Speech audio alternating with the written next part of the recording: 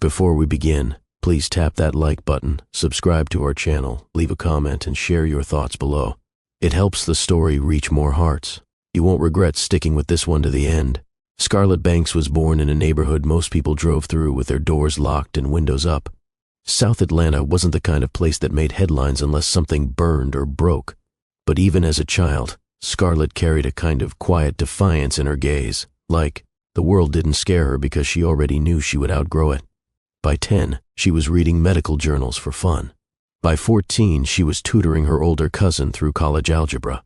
By 17, she was valedictorian and bound for Emory University on a full ride, the pride of a community that had learned to stop hoping. Her mother, Laverne, worked 3 jobs. Her father, gone before she could say her first word. Her life had no room for luxury, just books, ambition, and late-night prayers whispered into her pillow.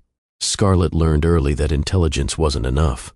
She had to be flawless, charming but not threatening, brilliant but not loud, exceptional but never arrogant. And she was. In Emory's neuroscience program, Scarlett made waves. Her work on pediatric cognitive mapping earned her a lab assistantship before she turned 22. She stayed up nights building models, scanning toddler brain images, mapping neural plasticity in cases of early trauma. Professors whispered that she'd be one of the youngest first author publishers in the field, maybe even a Nobel hopeful if she kept her momentum. But all the momentum in the world couldn't prepare her for him. It started on a gray Friday morning, nothing special.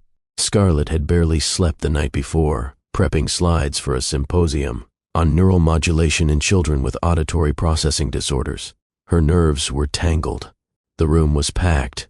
Industry giants and international guests lined the seats. She adjusted her blazer twice and reminded herself to breathe. Then he walked in. Daniel Smith. He wasn't on the official speaker list. But the moment he entered, the atmosphere shifted. Black designer suit. Charcoal eyes. That easy, unbothered stride of a man used to owning any room he entered. Founder of Neuronexus, biotech prodigy, the golden boy of Atlanta's startup scene. Whispers flew around the room like sparks. He didn't sit. He leaned against the back wall, arms folded, eyes locked on her. Scarlett kept speaking, but her rhythm faltered. Halfway through her Q&A, he raised his hand. "Interesting hypothesis," he said, smooth voice projecting through the mic-less air. "But your model assumes prefrontal activation can compensate for early sensory deprivation. What happens when emotional input skews processing before age 4? The question wasn't malicious. It was surgical and devastatingly intelligent. Scarlett blinked.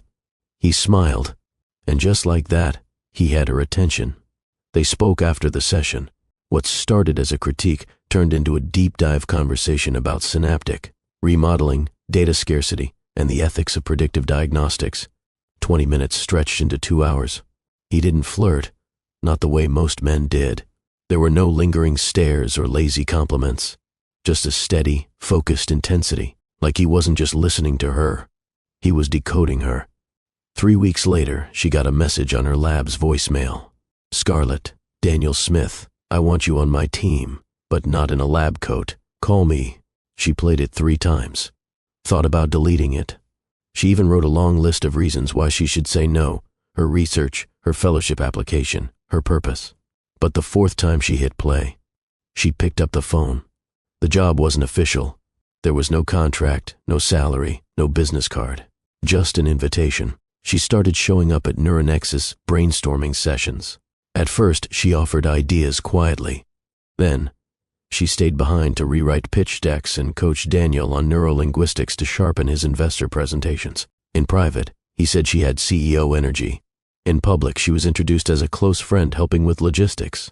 Scarlett should have asked questions, but she didn't, because it felt like the beginning of something rare. At 25, she moved into Daniel's Buckhead penthouse. He didn't propose, didn't call her his girlfriend. There was no label, just a toothbrush beside his, a mug with her name on it in the kitchen, a second keycard in her bag. They were building an empire. She convinced herself that was enough. She told herself the ring would come later, the credit would come later, that for now, staying close to brilliance, even if it wasn't her name on the wall, was part of the sacrifice. It would pay off. It had to. Scarlett's days blurred into Daniel's rhythms. Investor calls at dawn. Strategy meetings mid-morning. She sat beside him on flights, in boardrooms, behind velvet ropes. Always near, never seen. At night she revised his speeches while nursing a baby monitor on her lap, because then came the children. Not one, not two. Triplets. Nova, Ari, and Kai. 3 miracles born on a rainy Thursday in September. She labored for 19 hours. Daniel flew in on hour 15, stayed for the final 10 minutes, and cut one umbilical cord for the photos. Scarlett never complained. She named them, fed them, rocked them to sleep while reading neuroscience papers aloud so she wouldn't fall behind. When Daniel's mother suggested a nanny, Scarlett said, "No. These are mine," she whispered. "I've already given away too much." The world never saw the woman behind the genius. But without her, his empire would have collapsed before its second Series A. Scarlett never stopped working, but she also stopped asking for recognition. 6 years passed. She buried her dreams quietly, folded her ambition into bedtime stories and biometric algorithms whispered into Daniel's ear while he slept. She had been a rising star. Now she was a ghost in designer heels. But even ghosts remember who they used to be. And ghosts, they always come back. Have you ever given your all, your talent, your dreams, your voice, for someone else's spotlight? Drop a comment if you've ever felt invisible while helping someone else rise. The first night Scarlett spent in Daniel's penthouse, she didn't sleep. The room was vast, glass walls, marble floors, a view that looked out over the Atlanta skyline like a throne above the city. But Scarlett didn't feel like a queen. She felt like a guest. Her suitcase sat unopened beside the door. Her shoes lined neatly against the wall. She didn't know where to put them. Daniel walked in past midnight, unbothered. He tossed his jacket on the velvet chair and dropped a kiss on her forehead. "Long day," he murmured. "Investor pullout in Paris. Fixed it." Then he vanished into the bathroom. No questions, no welcome.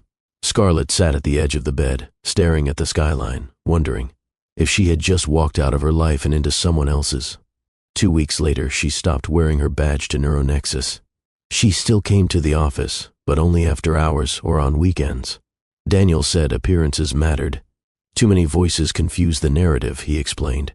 Instead, she worked from home, edited strategy memos, drafted responses for the board. She'd finish a 40-page investor brief and watch as Daniel skimmed it on the balcony, then quoted it verbatim in an interview later. Scarlett didn't flinch when he called it his perspective. She just nodded. "You sounded clear." That became their pattern. He built the brand. She built the foundation. His world was relentless. Events, fundraisers, charity galas. Scarlett stood beside him in couture gowns he selected, smiling at donors, laughing at jokes that weren't funny. She became fluent in the art of being agreeable. Always 2 steps behind. Always dressed for roles she never auditioned for. In private, he praised her. "You keep me sharp," he said once, dragging his thumb across her lips before a dinner party. "Like a mirror that reflects my best." She wanted to tell him she was more than a mirror. But mirrors don't speak. So she stayed silent. When the kids came, everything changed, and nothing did. The pregnancy was rough.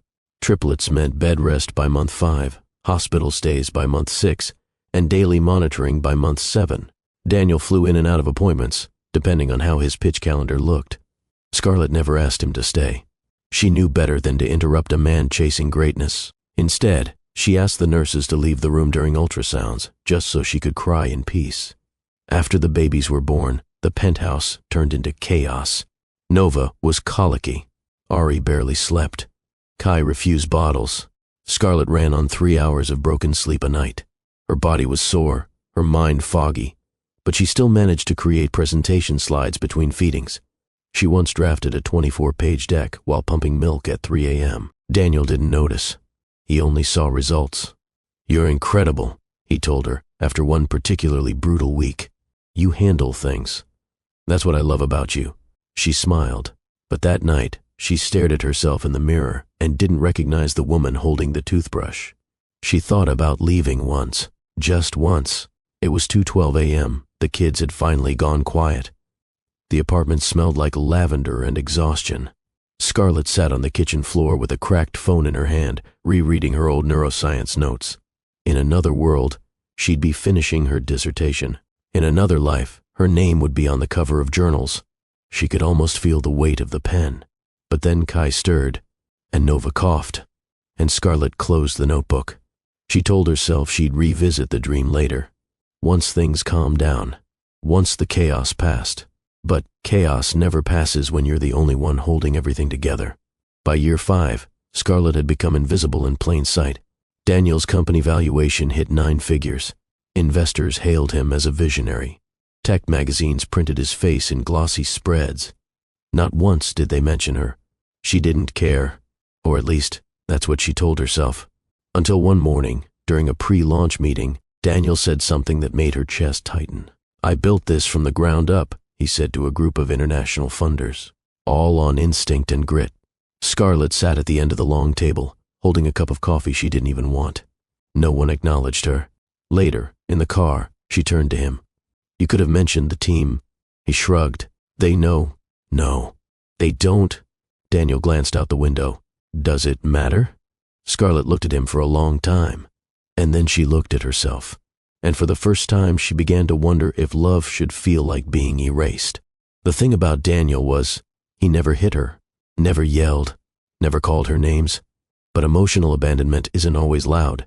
Sometimes it's a closed door when you needed an open one. Sometimes it's silence in the room when you're crying in the dark. And sometimes it's handing someone your genius, only to watch them rename it as theirs. Still, Scarlett stayed. She stayed when the board rejected her proposal to create a subdivision focused on pediatric research under Neuronexus. Daniel said it wasn't the right time. That kid stuff wasn't profitable enough. She stayed when Daniel's sister made a comment at brunch. "You're basically a glorified nanny, right?" She stayed when her emails started getting forwarded to assistants instead of replied to directly. Because love, when tangled with loyalty, can become a trap you don't realize you're in. And Scarlett? She still believed a man who challenged her mind at that symposium might come back. She was still waiting for him, until that night at the Fox Theater. But that's another chapter. This one ends in silence. In Scarlett standing on the balcony of the penthouse at 3:43 a.m., barefoot, clutching a baby monitor in one hand and a mug of tea in the other. The city below was glowing with promises it had no intention of keeping. Scarlett exhaled slowly and whispered to the sky, "I know who I used to be. I just need to remember." The ring box sat untouched in Scarlett's nightstand drawer. Not because Daniel had proposed and she declined, but because she had once bought it herself, on a random afternoon passing.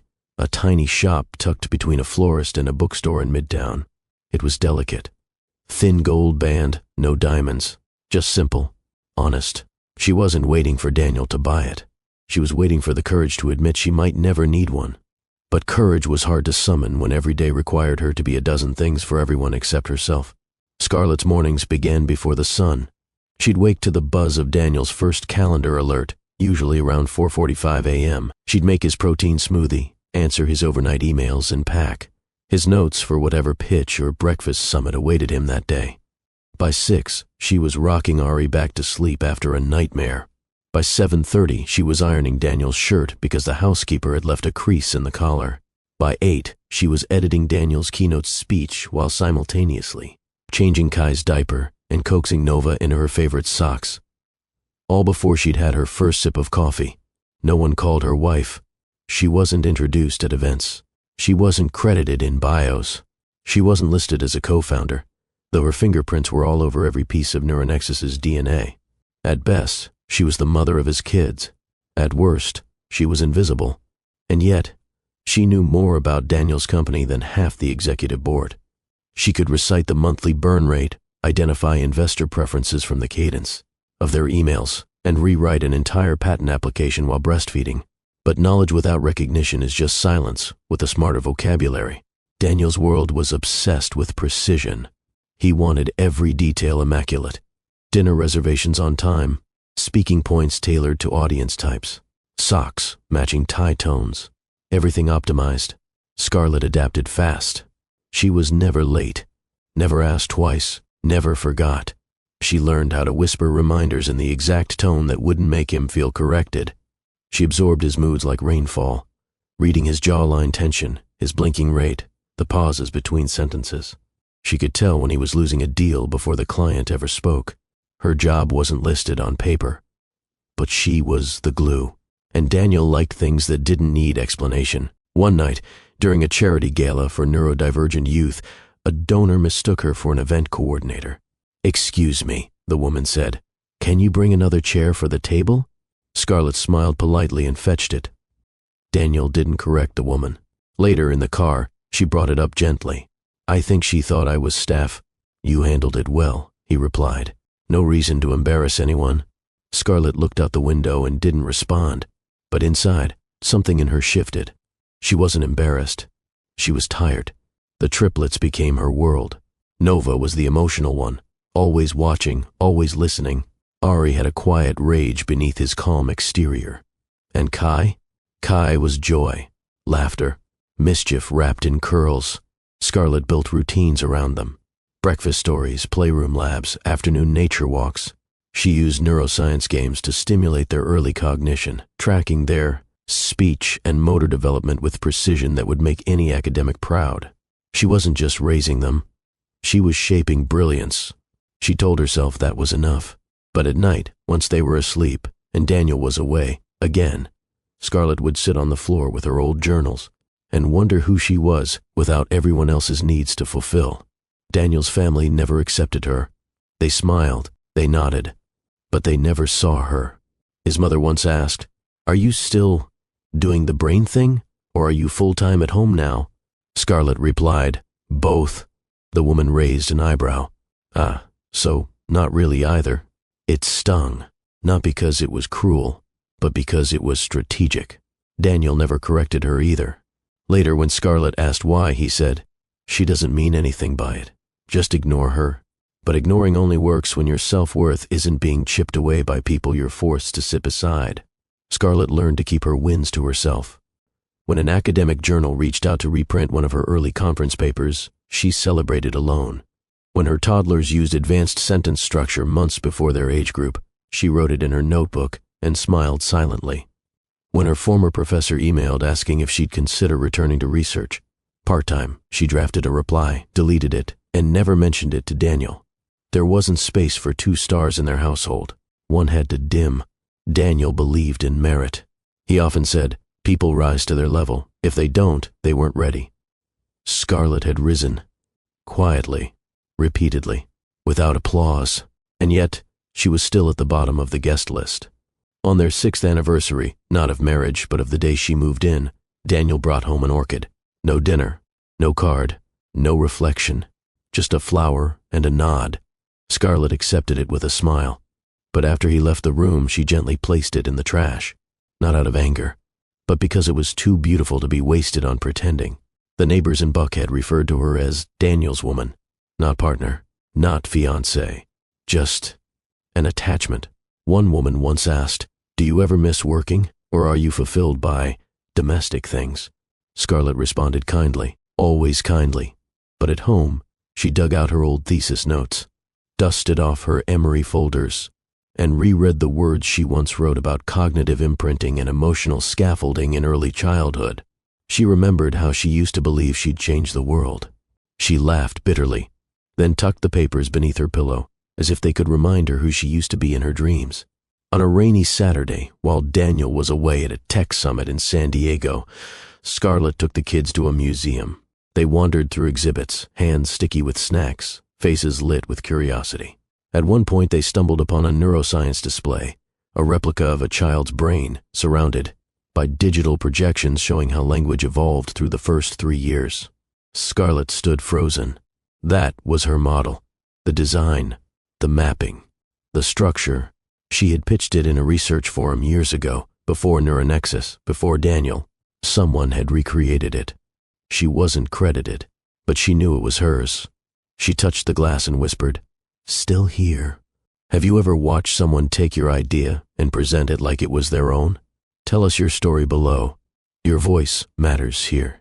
Also, don't forget to hit the subscribe button and like this video before we continue. That night, Scarlett put the kids to bed and sat in the living room with a glass of water. No wine, no distractions, just silence. She opened a blank document, typed 2 words, Chapter 1, She didn't know what the book would be, but she knew it had to start somewhere. Because if she waited any longer, she'd vanish completely, and she'd worked too hard, dreamed too vividly, sacrificed too deeply, to disappear without leaving her name behind. There's a specific kind of heartbreak that doesn't come with betrayal or abuse. It comes from being overlooked, from standing beside someone for years, only to realize you were always invisible to them. That was the heartbreak Scarlett carried, not loud, but constant. In Daniel's world, gratitude was rare. Applause was for shareholders. Appreciation came in transaction form, bonuses, gifts, performance charts. Scarlett didn't get bonuses.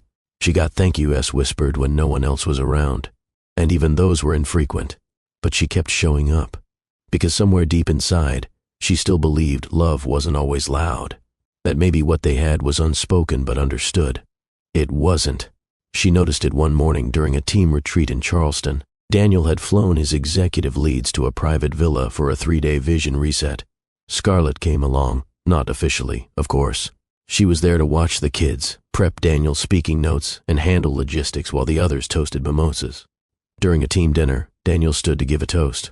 He praised the CTO for building the architecture, thanked his CFO for loyalty, nodded to his lead strategist, saying, "She makes me look smarter than I am." Scarlett waited, smiling, expecting something. He raised his glass. To the team that made this possible, then he sat. Later that night, she found him on the patio, scrolling through emails. "Did you forget someone?" she asked gently. He looked up, confused. "Tonight," she clarified, "at the table." Daniel blinked. "What do you mean?" Scarlett folded her arms. "You thanked the strategist who repeats half the things I write for you, the CTO who came in 2 years ago, but you didn't mention me." He sighed. "Scarlett, it wasn't that serious. It was to me." He set the phone down. "Why do you need public validation for something you already know?" She froze. "Because I'm tired of pretending I don't. Recognition isn't ego. It's survival when you've been reduced to silence for too long." Scarlett didn't want to be a statue behind a titan. She didn't want a plaque or a post on Instagram. She just wanted to be named, to exist. Back in Atlanta, Scarlett began shrinking in new ways. She declined more events, avoided investor mixers. She stayed with the kids more, not because she was retreating, but because it was the only place she still felt useful. The triplets saw her. They knew her worth instinctively. Ari would hold her hand without being asked. Nova drew family pictures where Mommy had a superhero cape. Kai once said, "Mommy builds brains," and it nearly brought Scarlett to tears. Daniel, meanwhile, was gearing up for a tech conference in Toronto. He invited Celeste Monroe to speak on a brand equity panel. Scarlett noticed the email. She didn't ask questions. She just filed it away, quietly. By this point, Scarlett had created an entire archive of her contributions, ghostwritten policy, drafts, investor summaries, early-stage concept frameworks, even the product roadmap skeleton, all in a hidden folder. She didn't know why she was collecting them. She only knew that one day, someone might need to know the truth, even if that someone was herself. One evening, while Daniel was in LA and the kids were asleep, Scarlett opened her laptop and typed out a mock grant proposal for a new research initiative, early cognitive repair through applied neural patterning. She gave it a name, the Elise Protocol, after her grandmother, the first woman in her family to graduate college. She didn't know if it would go anywhere, but as she typed, her fingers moved like they remembered who she was. Every hypothesis poured from a place inside her that had been dormant for too long. She wasn't writing to impress anyone. She was writing to breathe. Daniel returned from LA with new branding deals, fresh partnerships, and another watch to add to his collection. Scarlett asked how it went. He grinned. "They love me. We're on the cusp of something massive." She smiled. But she didn't ask for details, because she knew what we meant in his language. It never included her. On the twins' 4th birthday, Daniel hosted a backyard brunch. The Smiths flew in from Buckhead. Neuronexus execs floated in with overpriced gifts and polite small talk. Celeste Monroe arrived late. Scarlett opened the door and froze. The woman stood poised in a red dress, heels high enough to rival ego. "Hey," Celeste said brightly. "I brought the twins a Montessori playset. Organic wood, of course." Scarlett smiled. "They'll love that." Celeste made herself at home, chatting with Daniel's father, helping herself to champagne, laughing at a volume slightly too high. Scarlett caught her touching Daniel's wrist once. Daniel didn't pull away. He didn't look at Scarlett either. That night, after the last balloon popped and the last dish was scrubbed, Scarlett sat at the kitchen counter with her notes. She stared at the Elise protocol outline and made a decision. She would apply to the University of Amsterdam's Advanced Neuroscience Fellowship, just to see, just to remember what it felt like to choose herself. Weeks passed.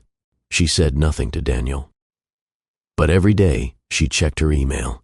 Just once, just in case. Then one morning, as she poured cereal for Nova and tied Kai's shoelaces, her phone buzzed. She opened it casually, expecting a sale notification or a group chat alert.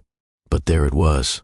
Subject: acceptance into UVA Fellowship Cohort, 2025. Her hands trembled. She read it twice.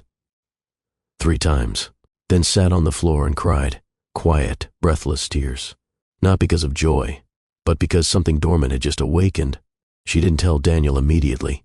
She wanted the right moment. But moments like that don't exist in relationships built on imbalance. So she chose a Tuesday night. They were having dinner. The kids had gone to bed. The TV was low. I got accepted into a neuroscience program in Amsterdam, she said softly. Daniel looked up from his phone. For a paper? For a full fellowship? Pause. Silence. Then, what about the kids? They'd come with me. Another pause. You're serious? She nodded. Very. Daniel exhaled. You'll be alone over there. No support, no family. I'll have me. And who's going to help you raise 3 kids while dissecting infant cognition? I've been doing that for 6 years already. He didn't say congratulations. He didn't ask for details. He just said, let me know what you need from me. Scarlett nodded, but in that moment she knew. He had never truly seen her, and she was done begging to be seen. That night, as she packed her old notebooks into a single suitcase, she whispered to herself, I'm not leaving for Amsterdam. I'm leaving for me. Scarlett had never cared for Atlanta's high society scene. The champagne always tasted like performance, and the smiles were stretched tight like corsets. Still, she'd gone to every gala, every launch, every award night. She showed up for Daniel, dressed in gowns he liked, styled to match the image he crafted. But that night felt different. Daniel's 37th birthday was being held at the Fox Theater, historic, lavish, dramatic. A venue meant for declarations, not whispers. Scarlett was late, though not by accident. She'd spent the day with the kids, helping Ari build a cardboard city, brushing Nova, his hair into soft twists, and letting Kai spill pancake syrup all over her silk top. It was life, messy and beautiful. When she finally changed, she picked a simple black dress, no designer label, no statement heels, just her. In her hand, she carried a small, gift-wrapped box. Inside it, a worn leather journal filled with Daniel's early startup scribbles, annotated by her own ideas from 6 years ago, and a vintage Rolex, an exact model he once pointed at in a window and whispered, someday. She hadn't wrapped them for effect. She wrapped them out of love. That was her mistake. The moment she stepped into the theater's marbled lobby, she felt it. A shift. A chill. Something off. Laughter echoed from the mezzanine, where Daniel's circle congregated around the private bar. Scarlett made her way up the grand staircase. Every heel click felt louder than it should have. At the top, she spotted him. Daniel, smiling wide, dressed in a sharp navy tux, surrounded by familiar faces. And then she saw her. Celeste Monroe, the influencer turned brand consultant. Blonde, lithe, dressed in scarlet silk that clung like a second skin. She was feeding Daniel a piece of cake, laughing as icing smeared the corner of his mouth. Daniel leaned forward and let her wipe it away with her thumb. His family roared with amusement. Scarlett stood frozen. No one noticed her. Correction. No one acknowledged her. She blinked slowly, shifted her weight. Daniel finally turned as if hearing a distant bell. Oh, he said with a polite smile. Perfect timing. Perfect timing? Like she was a server delivering a second bottle of wine. We should talk, he added. Upstairs. No apology. No guilt. Just casual suggestion, like nothing had ruptured. Scarlett nodded. She followed him to one of the private suites overlooking the ballroom. The door clicked shut. He didn't offer her a seat. He didn't take one either.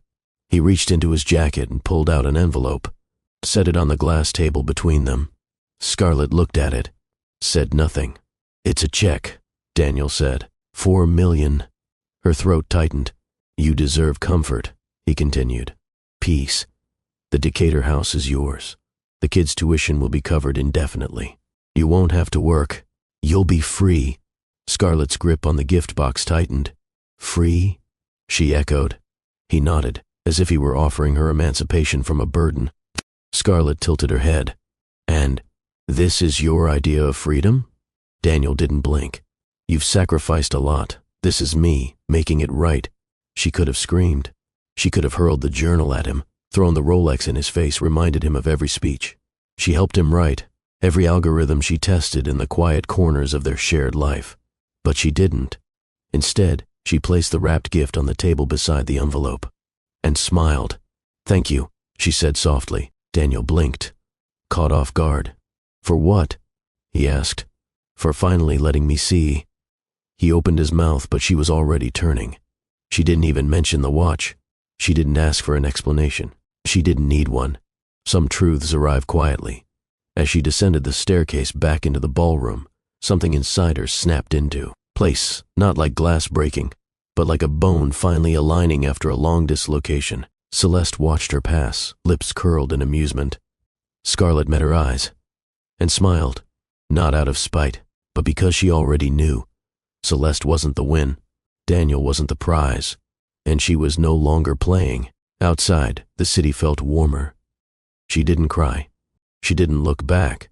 She walked down the street in heels that suddenly didn't ache, shoulders lighter than they had been in years. She hailed a cab, told the driver to wait while she ran into the theater coat check. She collected her wrap, her clutch, and her dignity. Back at home, the kids were asleep. Scarlett knelt beside their beds, kissed their foreheads, and tucked the covers tighter. Then she stood in her quiet kitchen, the check still folded in her bag. She didn't tear it up. She didn't frame it either. She simply opened her laptop, pulled up her draft of the Elise Protocol, and whispered, "Now we begin," because for the first time in years, she had nothing tying her down, and everything pulling her forward. Scarlett stared at the check again under her kitchen light. It didn't shake in her hand. It didn't tremble with insult or heartbreak. It just sat there. $4 million. Enough to buy a new house, pay for years of education, disappear into a life of quiet comfort. But that wasn't the offer, was it? It wasn't about money. It was about silence, about making sure she walked away without a trace. No name, no credit, no noise. A quiet erasure with golden ink. Scarlett folded the envelope shut and slid it under a stack of unpaid childcare invoices Daniel had never seen. The next morning, Daniel didn't call. Neither did his mother. The only text she received was from Celeste. "No hard feelings. Life moves on. Wish you well, girl." No punctuation, just sugar-coated dismissal. Scarlett deleted it without a reply. She had wasted enough breath explaining herself to people who never listened. At sunrise, she took the kids to a quiet park in East Atlanta. There were no paparazzi, no tech investors, no publicists crafting optics. Just squirrels, swings, and the sound of her children laughing. Ari climbed a tree. Nova chased butterflies. Kai rolled down a grassy hill, giggling like gravity was a game. Scarlett sat on a bench, her hands wrapped around a paper cup of coffee, her heart wrapped around something much bigger, freedom. Not the kind Daniel thought he was buying, the kind she was choosing for herself. Later that day, she called a realtor. "I'm looking for a rental," she said. "And 3 bedrooms, no frills, just safe and close to a decent library." The agent blinked on the other end of the video chat. "You're Mrs. Smith?" Scarlett smiled. Not anymore. Within a week, she had signed the lease. The Decatur house stayed empty. Daniel's gift sat in silence, unclaimed, unacknowledged. She didn't want the house he picked. She didn't want his piece packaged with strings. She wanted the kind she could build herself. The first night in the new place, Scarlett slept on the floor beside the kids, wrapped in blankets, their laughter echoing off bare walls. No designer furniture, no curated lighting, just warmth and clarity. The next morning, she began building a home, not with chandeliers or luxury appliances, but with structure, discipline, and joy. She created reading corners, chore charts, kitchen dance-offs. Every corner had purpose, not for appearances, for life. One night, Nova asked, "Where's Daddy?" Scarlett paused, then said softly, "He's living somewhere else now." "Why?" Ari asked. Scarlett knelt beside them. "Because sometimes," she said gently, "grown-ups love differently. And sometimes one kind of love tries to make the other smaller. That's not a love we keep." Kai looked thoughtful. "Are we small?" Scarlett shook her head. "No," she whispered. "You're everything." At midnight, once they were asleep, she opened her laptop again. The Elise protocol document blinked on the screen. She began refining the model, adjusting the language, rewriting the abstract with sharper terms. And in between every line, she wove memory, late-night feedings, investor dinner notes written on napkins, the sound of Kai's first word, the silence after Daniel's praise for everyone but her. Every sentence carried her story, not of revenge, but reclamation. By the end of the month, she had packaged the research proposal.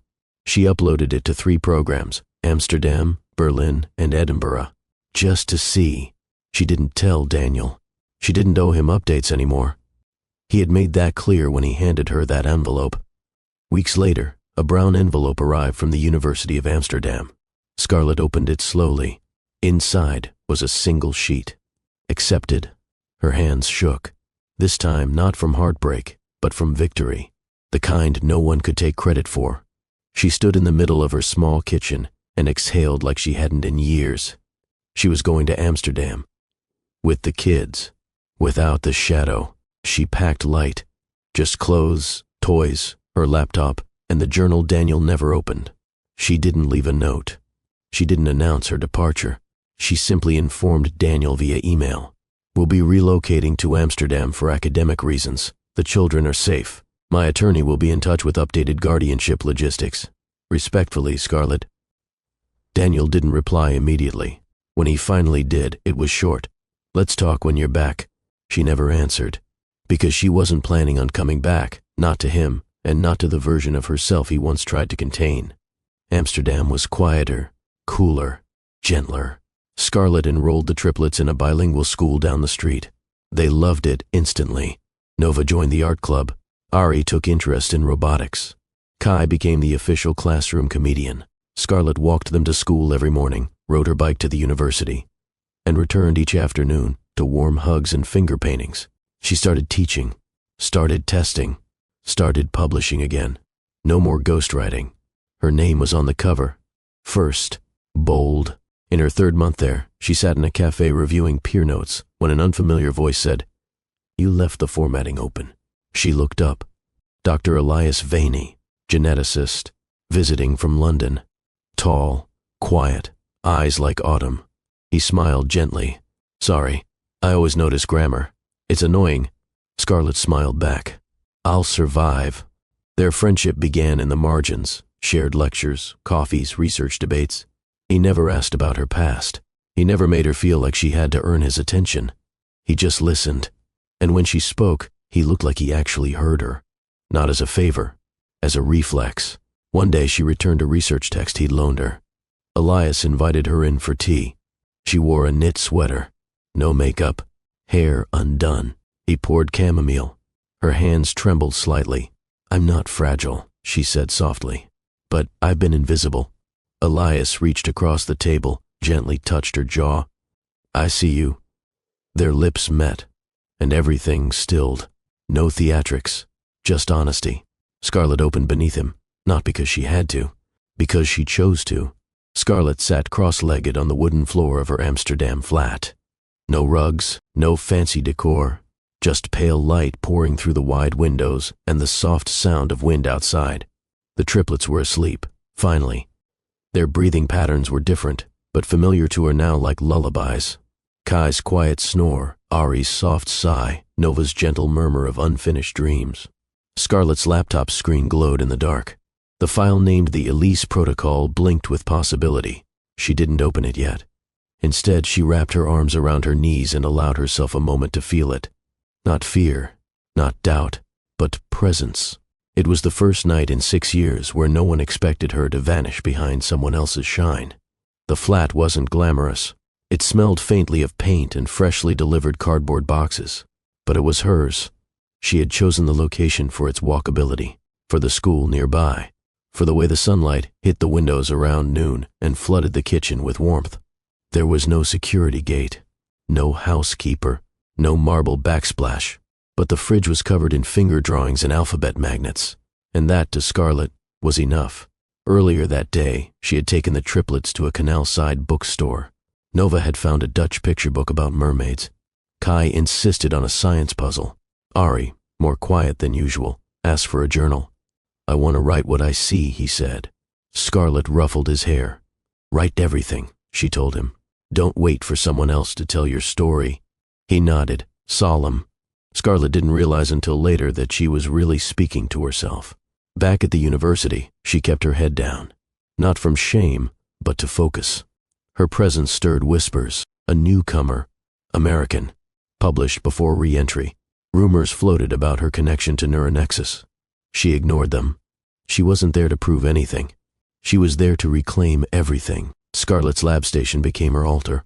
Test results, brain scans, graphs, notebooks. She immersed herself in pediatric neural response modeling. She refined her original theories with newer methods, light pattern testing, language interruption recovery. She kept office hours, led lectures, built new mentorship programs for first general scholars. And when she went home, she became mommy again, making grilled cheese, patching, stuffed animals, and helping Kai pronounce bibliothèque correctly. Her days were long. At night, when the city grew quiet and the kids were tucked in, Scarlett would make tea and write.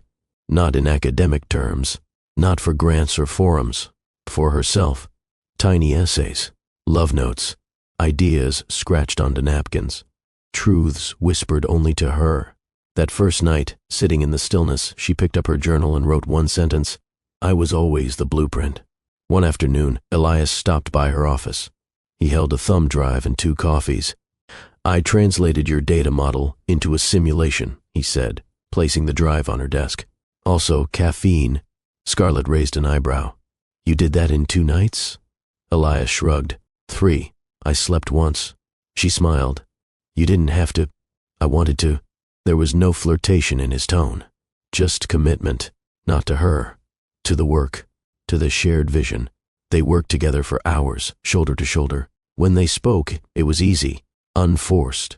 Scarlett didn't have to shrink her vocabulary or rephrase her ideas to protect a man's pride. She didn't have to wait for space. He made it, naturally. That night, she returned the research book he had loaned her. A gesture, nothing more. Elias invited her in. Scarlett hesitated, not because she was unsure of him, but because she wasn't sure of herself. He noticed. "You don't have to," he said quietly. "Not tonight, not ever." She stepped inside. "Tea?" he asked. She nodded. He poured chamomile. No sugar, just warm, comforting, present. As she reached for the cup, her fingers brushed his. She froze, so did he. Their eyes met. And then she said it, the truth that had lingered in her throat for months. "I'm not fragile," she whispered, "but I've been invisible." Elias didn't respond with pity. He didn't offer reassurance. He simply lifted his hand and touched her cheek. "I see you." They didn't kiss right away. The silence between them was tender, not tense. Scarlett leaned in slowly. Testing. Elias met her halfway. Their lips brushed, soft, unsure, real. It wasn't a fairy tale. It wasn't fire. It was recognition. And sometimes, that's enough to start a wildfire. They moved together in the quiet. His hands traced the curve of her back, not possessively, but like reading a map with reverence. Scarlett trembled, not from fear, but from memory. This wasn't Daniel's world of performance and conquest. This was safe, intentional, slow. When he lifted her sweater over her head, she didn't flinch. When he kissed the stretch marks on her stomach, she didn't hide. When he whispered, "Tell me what you want," she didn't freeze. She answered, clearly, confidently, and he listened. Afterward, they lay wrapped together, breath slowing in sync. Elias didn't ask what came next. He didn't assign her a role. He simply said, "You didn't have to thank me for anything tonight." Scarlett turned toward him. "I wasn't going to." Then she smiled and whispered, "But thank you anyway." The next morning, Scarlett stood barefoot on her apartment's small balcony, a cup of mint tea warming her palms. The city moved gently around her, cyclists whispering past, tram bells clanging. In the distance, cafe tables filling with students and thinkers. Nothing rushed, nothing performed, and for the first time in years, neither did she. Inside, the kids were getting ready for school. Nova was brushing Ari's curls. Kai was practicing Dutch phrases and giggling when he got them wrong. Scarlett smiled. She didn't need marble countertops or status. She had this, and this was real. At the university, Scarlett quickly became known for her discipline. She wasn't the loudest in meetings, but her research spoke louder than any speech. The Elise protocol, once a scattered theory born between feedings, was now a fully formed model, supported by trial cases, neural imaging data, and real-time developmental outcomes. Professors began citing her. Students started asking for mentorship, and slowly, Scarlett's name found its way onto panels, forums, and symposium invites. Not as Daniel Smith's former partner, not as the woman behind Neuronexus, but as Dr. Scarlett Banks. She hadn't just reinvented herself. She had finally been restored. In the evenings, after class and lab work, she walked the canals with the kids. They fed ducks, picked tulips, read stories in 3 languages. They weren't just adapting, they were thriving. Ari started writing poetry in his journal. Nova joined a coding group. Kai became friends with a boy who taught him how to ride without training wheels. One night, Nova asked, "Why did we leave America?" Scarlett thought for a moment. "Because Mommy needed to remember who she was," she answered. Nova blinked. "Did you forget?" "No, baby," she said, kissing her daughter's forehead. "But someone else tried to make me." Back at the lab, Elias and Scarlett continued working closely. Their bond deepened, not in dramatic declarations, but in the details.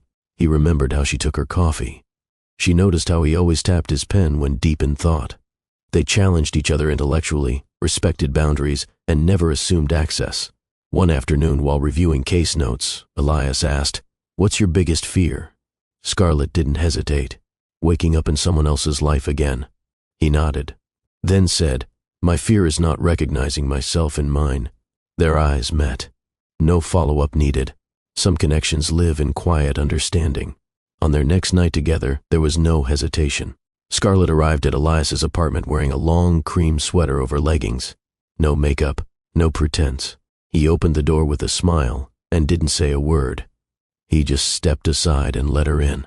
That night was different. Still slow, still tender, but full of certainty. They kissed like people who had learned not to waste time. They touched like explorers, curious, reverent. Scarlett climbed onto him in the soft candlelight, her hands pressed against his chest. "This is my body," she whispered. "And I'm not giving it away. I'm choosing where it belongs." Elias didn't try to control her pace. He followed her lead, moving with her like a man honoring the moment. Their breaths tangled, their skin met without performance. No rush, no roles, just truth. Later, lying tangled together, Elias whispered, "You're not the same woman I met." Scarlett turned to him. "No, I'm not." She paused. "And I never want to be her again." At the lab the next day, a courier delivered a sleek envelope to Scarlett's desk. Inside, an invitation to the European Pediatric Summit. Not as an attendee, as a keynote speaker. She would be presenting the Elise protocol to the world. Her hands shook, but not with nerves, with power. She walked to the observation room, where the triplets were participating in a cognitive puzzle session. Watching them solve, stumble, and succeed reminded her why she started this work. They weren't just her children. They were her foundation, her reason. Back at home, she found a small note taped to the fridge. It was written in Ari's careful print. "Mommy, I'm proud of your brain." Scarlett sat at the kitchen table and cried. Not from sadness, from arrival. The night before the summit, Elias offered to take the kids for ice cream. Scarlett almost said no, but then she smiled. "Thank you." "You're ready," he said. "They're going to listen, really listen." Scarlett nodded. "That's the part that scares me." He stepped closer. "It shouldn't. The world's been missing your voice." The next day, she stood behind the podium, nerves pounding quietly beneath her calm. Her slides lit the auditorium behind her. The room was full. Scientists, journalists, clinicians. But she focused on the three small faces in the front row: Nova, Ari, Kai. Scarlett adjusted the mic, took a breath, and began. She didn't speak with performance. She spoke with clarity, with lived experience, with a depth that came not from textbooks, but from years of watching children grow with their mother beside them, not over them. By the end of her talk, the room was still. Then came the applause. Long, standing. Scarlett didn't cry. She didn't bow. She just looked at her kids and smiled. Because this moment, it belonged to them too. Elias never asked for attention. He didn't need the spotlight. He didn't perform for praise or pose for admiration. That's what startled Scarlett at first. His steadiness. It wasn't flashy. It wasn't poetic. It was constant. And after years of emotional tightropes, Scarlett found constancy more seductive than charm. They worked in parallel. Scarlett's research leaned into neuroplasticity and early stimulation. Elias focused on inherited trauma markers and emotional response patterns in infants. Their fields overlapped in subtle ways. Their lives, even more so. Elias respected her boundaries without being told. He never asked her to change her schedule. He never tried to be the triplets' father. But he showed up, picked them up when Scarlett was buried in grant deadlines, waited patiently when dinner ran long, sat through Kai's puppet shows with a straight face and Nova's long explanations of outer space like they were gospel. Scarlett watched all of it, quietly, not because she was waiting for him to fail, but because she still didn't fully believe love could exist without obligation attached. One Friday night, Scarlett arrived home late. She had been teaching a workshop on data interpretation. The kids were already in pajamas. The kitchen was clean. A bowl of leftover pasta sat covered on the counter. Elias was reading on the couch, glasses slipping down his nose. She stood there for a moment, just watching. No performance, no announcement, just presence. And somehow, that hit deeper than any grand gesture ever could. Later that night, they lay together in bed. Scarlett traced the lines of Elias's forearm. "Why are you still here?" she asked softly. He didn't pretend not to understand. He just turned to her and said, "Because I want to be." She nodded. But her voice came again, quieter. "What if I fail?" "You won't," he said. "But even if you did, I'd still be here." Scarlett's throat tightened. No one had ever said that to her before, not without a condition attached. Over time, Elias began integrating more naturally into her life, not as a replacement, not as a rescuer, but as a witness. He offered solutions without undermining her. He challenged her ideas without challenging her authority. He never tried to lead her work. He walked beside it. The children noticed too. Ari started asking Elias questions during dinner. Nova began slipping her artwork into his satchel for review. Kai once announced, "You're good at hugs," before wrapping his arms around Elias' waist and then walking away like it was the most normal thing in the world. Scarlett said nothing, but her heart logged every moment. They weren't accidents. They were evidence. At the university, their partnership flourished. Together, they co-led a multidisciplinary research initiative exploring how genetic trauma markers respond to active cognitive reprogramming in early development. Scarlett headed the neurology arm. Elias managed the epigenetic response analysis. Their papers were balanced, their citations sharp, and neither of them needed to dominate the headline. It was the first time in her professional life Scarlett felt equal, not tolerated, not used, equal. After presenting at a regional medical conference, they walked along the canal in silence. The air was cold. Elias offered his scarf. Scarlett accepted it. They didn't hold hands. They didn't need to. Everything between them was spoken already. But halfway across the bridge, Scarlett paused. "I never asked you what you want," she said. "From this..." Elias turned toward her. "You..." She blinked. "But I come with baggage." He raised an eyebrow. "They're not baggage. They're your people. But my life is chaotic. I like quiet. Chaos balances me." She swallowed. "And the past..." He took a step closer. She didn't kiss him then. She didn't need to. She already knew. This was a man who saw her not as a project or prize, but as a partner. And that was everything. Later that evening, as they folded laundry together, an act as mundane as breathing, Elias looked over and said, "You don't realize it yet, but you're building a legacy. One day the world will trace its steps back to this moment. To you, right here. Scarlett didn't respond right away. Then she said, "It's hard to believe in legacies when you've spent years cleaning up someone else's." "Exactly," he said. "That's why yours will matter more." Their next night together wasn't dramatic. It was slow, easy, real. They cooked together, burned the rice, laughed about it. He kissed her in the hallway. She pulled him toward the bedroom. And there, in the hush between footsteps and whispers, they became something solid. Not fantasy, not rescue. Just two people choosing each other, freely. Scarlett didn't knock. She didn't text ahead. She didn't hesitate. She just showed up at Elias's apartment with her heart thudding in her chest and her nerves stripped bare. It had been a long week. Lectures, meetings, field tests, parent-teacher conferences. But none of that was the reason she was standing outside his door with nothing but quiet conviction and the ache of anticipation tucked beneath her coat. He opened the door in a soft navy tee and gray sweats, barefoot, eyes warm. He didn't say anything. Neither did she. Not yet. She stepped inside. He closed the door. The rain began outside, tapping lightly against the windows like the universe whispering that this moment had arrived on time. Scarlett pulled off her coat slowly, revealing a long-fitted dress, thin straps, resting over her shoulders, the fabric clinging softly to her curves. She hadn't dressed for seduction. She had dressed for remembrance. She needed to remember what it felt like to be desired without condition. To be touched, not because it was earned, but because it was wanted.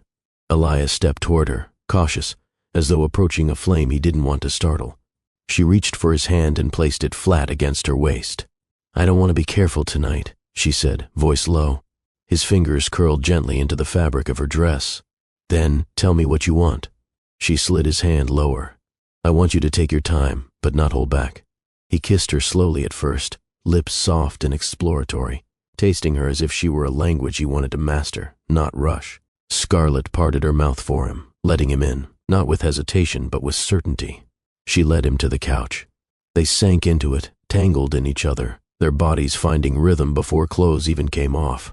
His hands were everywhere, shoulders, hips, the back of her thighs, but nowhere rushed, nowhere forceful, just firm, present. When he kissed the hollow of her throat, she sighed, long and low, as though the pressure in her lungs had finally broken free. He eased the straps of her dress down with reverence, exposing her slowly, like unwrapping something sacred. Her skin responded instantly. She felt heat rise from the center of her belly outward, blooming across her chest, neck, jaw. Elias leaned back just to look at her. "You are—" he began. She stopped him with a kiss. "No metaphors," she whispered against his lips. "Just keep going." He obeyed. He stood, lifted her in his arms, and carried her to the bedroom without ceremony. No stunts, no words, just breath and need. Scarlett didn't resist. She wanted to be carried. She wanted to be wanted. The bed was warm from the radiator, soft beneath her back. Elias stood over her, pulling his shirt off slowly, then sliding down his sweats. She watched him with open hunger. The definition of his chest, the way his muscles moved with control, his thighs, strong and steady. He was the kind of man who didn't just take his time. He honored it. When he climbed onto the bed, hovering over her, their eyes locked again. Scarlett reached up, brushed a thumb along his lower lip. "I've never done this without performing," she whispered.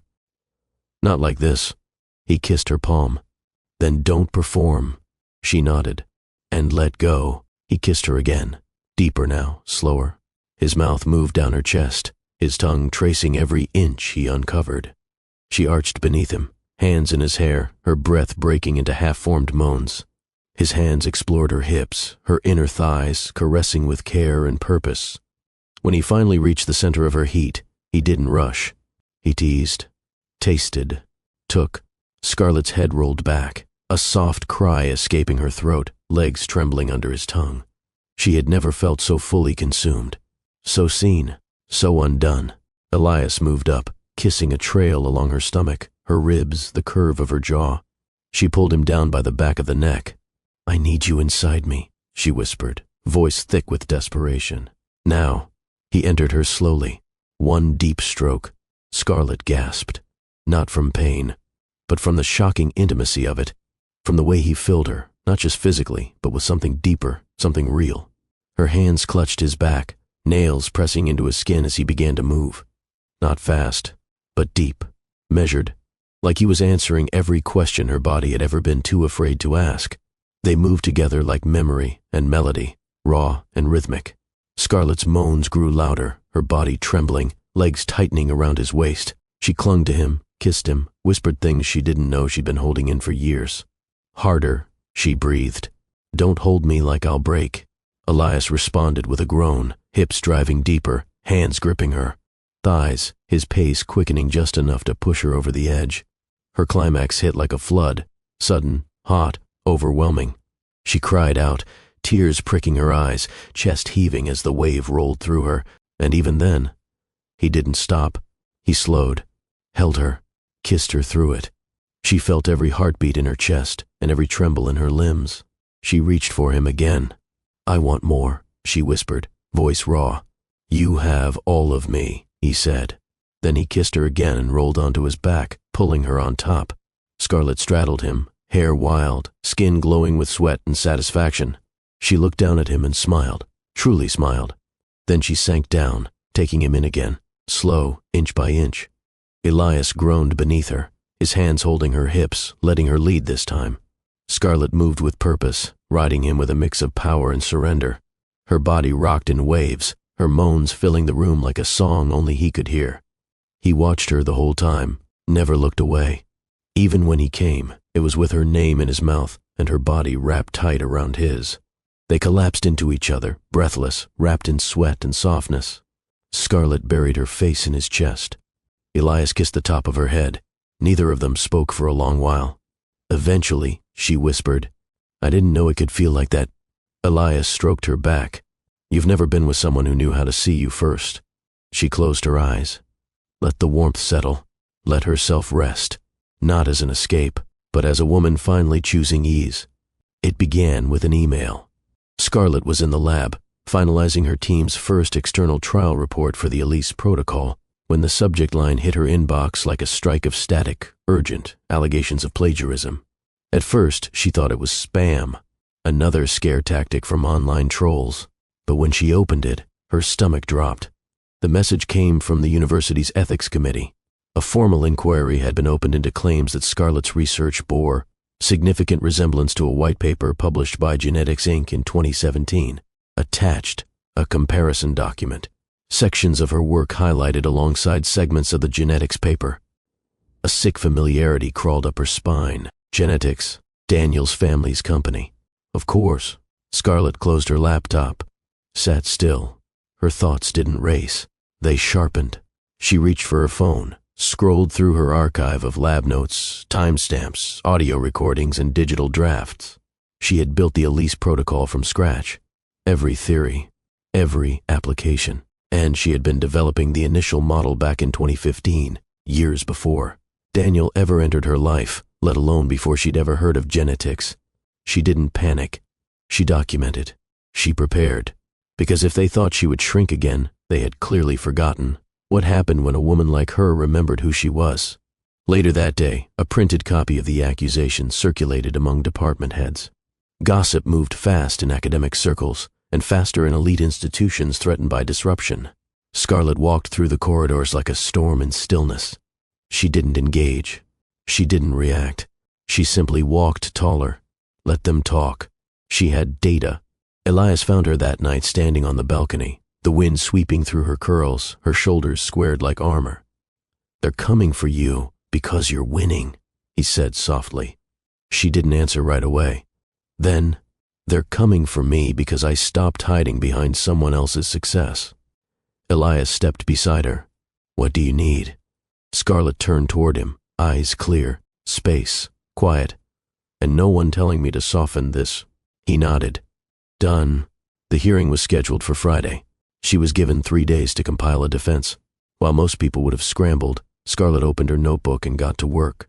Every chart, every napkin scribble, every time-stamped audio note she'd recorded over the years, narrating neural behavior, while folding laundry or driving the kids to playgroup, became her arsenal. She built her timeline like an architect builds a tower, detail by detail. truth by truth, unshakable. On the day of the hearing, she dressed in a simple black blouse, her curls pinned back, no makeup except for a soft berry lipstick. She didn't come to impress. She came to stand. The room was full, 40 researchers, senior faculty, a few members of the ethics board, and a handful of reporters waiting outside. Scarlett took her seat at the front. She didn't smile. She didn't blink. The opening statement was clinical, a monotone review of the claim, referencing potential overlap with a genetics document authored by a research assistant 2 years after Scarlett's initial notes had been logged. They asked her if she had a statement. She stood, opened her file, and began. What followed wasn't a defense, it was a dismantling. With clear dates, methodical references, and a calm voice, she walked them through her process, from the earliest napkin diagram, to her first neural map, to her children's speech progressions that had inspired parts of the sensory repair model. She played an audio clip from 2015, her own voice, recorded in her tiny apartment while feeding Ari, explaining how mirror neuron disruption might be rerouted through micro-reward stimulation. Some in the room shifted. One professor leaned forward. Another blinked rapidly. She showed them digital timestamps, scans of journals, archived email drafts, and finally she concluded, "My work wasn't born in a boardroom. It was built in a nursery, a kitchen, a quiet corner of a life no one thought was valuable enough to document. But I documented it, because I knew one day this moment would come." Then she sat and waited. There was a long silence. Then someone stood. Dr. Wenders, a senior neurologist known for his sharp skepticism. He looked at Scarlett, then at the panel, and said, "Miss Scarlett, I owe you an apology." Applause didn't come fast. It came slow, rising like a tide, then louder, then all at once. Scarlett didn't bow. She didn't smile. She nodded once. Outside, reporters shouted questions. Cameras flashed. She ignored all of it. Elias was waiting near the steps. She walked straight to him. He didn't speak. He just opened the car door. She slid in, exhaled, closed her eyes. Later, in their quiet apartment, he handed her a glass of water. Scarlett took it, then looked at him. "I didn't realize how much I needed to say all that out loud." "You didn't speak for them," Elias replied. "You spoke for yourself." She nodded and whispered, "Finally." 3 days after the hearing, the university issued a formal statement. It was short, unapologetic, clinical. Dr. Scarlett Banks has been cleared of all allegations. The research in question is her original work, developed independently and prior to any reference materials cited. The university regrets the inquiry and stands by her continued academic integrity. Scarlett read it once, then closed the email. It was not justice. It was bureaucracy, but it was done. The real redemption didn't come from the institution. It came from the ripple. Within 24 hours, the international neuroscience community started talking. A prominent journal released an op-ed titled, "How Academia Almost Erased One of the Brightest Voices in Pediatric Cognitive Research." Scarlett's inbox flooded with invitations, podcasts, panels, collaborations. Professors she once admired from afar now addressed her with respect, not because she demanded it, because she had earned it. Again, her keynote at the European Pediatric Summit was moved from a breakout room to the main stage. She didn't change her presentation. She didn't add slides. She just changed her tone. She stood behind the podium, the triplets seated front row with Elias, and said, "I used to think my ideas weren't valid until someone else confirmed them, but now I understand. Truth doesn't wait for permission, and neither should the people who carry it." Her words weren't met with just applause. They were met with action. 2 universities reached out immediately. One offered her a fellowship to lead a cognitive innovation division. The other offered her a permanent chair. Later that night, she and Elias walked the canals in silence. She wasn't floating. She was grounded. Scarlett had been lifted before, by Daniel, by promises, by appearances. This was different. This was earned from the marrow. At home, Ari gave her a handmade award cut from cardboard and glitter glue. Nova read her a poem she'd written about mommy's brain-saving kids. Kai, not to be outdone, declared he was building a superhero based on her work. Scarlett listened, smiled, and felt full, not with pride, with peace. The next week, she was asked to give a televised interview. She almost declined, not out of fear, but because she didn't want to dilute her story into a soundbite. Elias said, "Tell them the truth, the real one, not the shiny one." She agreed. The interview aired on a Wednesday night. Scarlett wore a soft burgundy blouse, no jewelry, and her hair down in curls.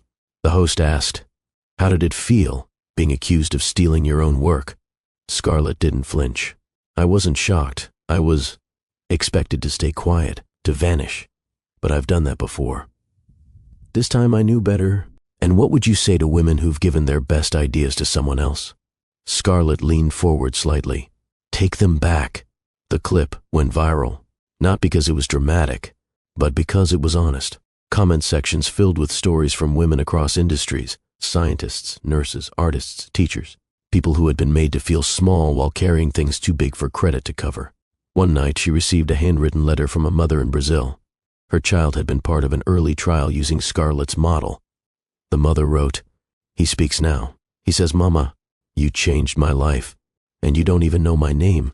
Scarlett cried reading it, not because she wanted thanks, but because the work was finally touching the people it was meant for, directly, without filters.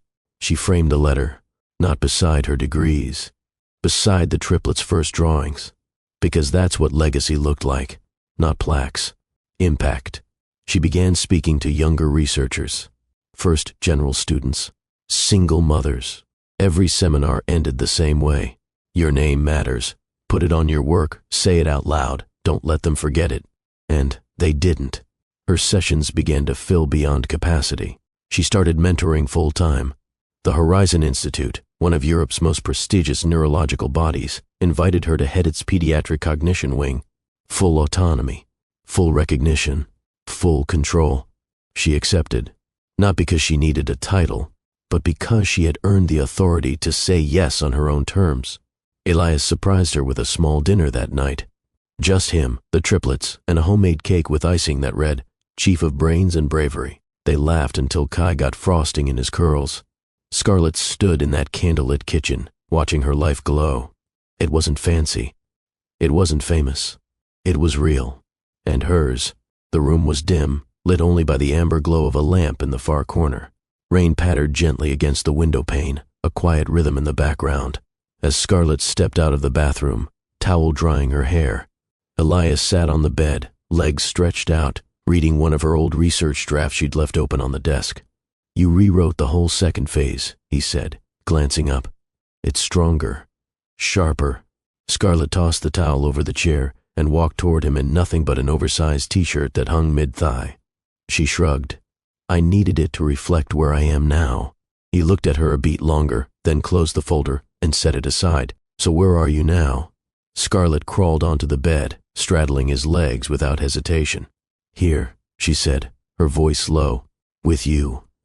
Wanting more, he leaned up, kissed her gently at first, then deeper. Scarlett grabbed the hem of her shirt and pulled it over her head, dropping it to the side without breaking eye contact. She wasn't hesitant, not anymore. Her body was no longer a battleground or a performance. It was hers, and she was choosing this moment, choosing him. Elias sat back slightly, his hands settling on her waist. His eyes scanned her with a look that wasn't possessive. It was appreciative, almost reverent. "You look like power," he whispered. "I feel like it," she replied, guiding his hands lower. Their mouths met again, this time with heat, the kind of heat that didn't demand. It invited. He kissed her throat, her collarbone, the space between her breasts, making her shiver with each press of his lips. She moaned softly, rocking against him, hands threading through his hair as her need deepened. She pushed him back against the pillows, climbed over him fully, and took her time, not to tease, but to savor. Scarlett kissed her way down his chest, her fingers trailing lightly over his skin, feeling every muscle shift beneath her. When he groaned, low and deep, she smiled. She loved that sound. She loved knowing she had caused it. Elias sat up, cupping her face with both hands. "You're not who you used to be." "No," she breathed. "I'm more." Then she kissed him again, harder, wetter, hungrier.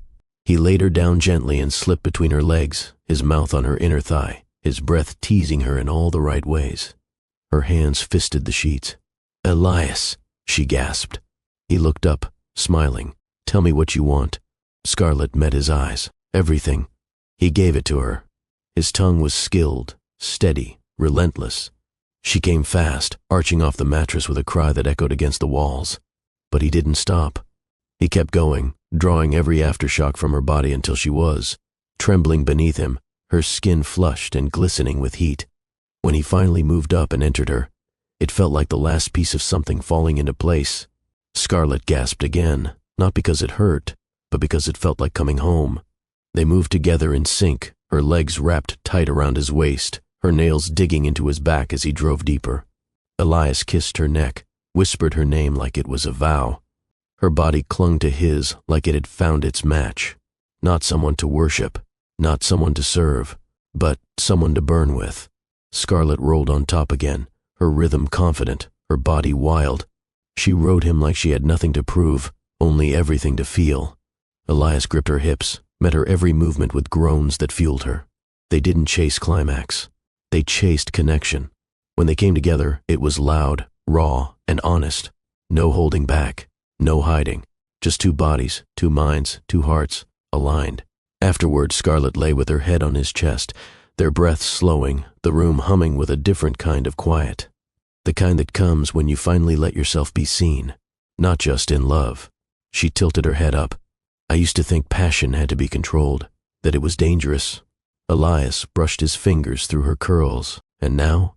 She kissed his jaw. Now I know, it's the fire that kept me alive. Scarlet stood in front of the mirror, wrapped in a bedsheet, watching the faint light of morning pour across her shoulders. The room still smelled of him, Elias, and of her, the skin-warm scent of intimacy, of comfort without compromise. She turned, her bare back catching the golden haze. There was a softness in her eyes now, but no hesitation. This wasn't about seduction. This was reclamation. Elias stirred behind her, the sheets rustling. His voice, still sleep-laced, drifted through the quiet. "You okay?" She glanced over her shoulder. "I've never felt more like myself." He sat up, tousled and shirtless, watching her from across the room with a gaze that asked nothing, but gave everything. Scarlet dropped the sheet, let it fall, and stood there, completely exposed. She didn't cover her scars. She didn't flinch from the stretch marks across her hips or the fullness in her thighs. Instead, she walked to him slowly. Elias's eyes never wavered. When she reached the bed, she climbed over him, straddling his waist. Her hands cupped his jaw. And then she said, clear and deliberate, "This is my body." Elias's hands settled gently on her thighs. "Yes, and I've carried life with it." He nodded. "I know. I've buried my dreams inside it. And now you're unearthing them." She leaned in until their lips nearly touched. "I used to give it away to be wanted. Now I give it because I choose." His breath caught. "I don't need to be saved," she added. "I need to be met." Elias's grip on her thighs tightened slightly. "Then let me meet you," he said. And he did. Their kiss was slow but deep, filled with knowing. Scarlet rocked her hips forward, guiding him inside her, both of them gasping softly at the connection.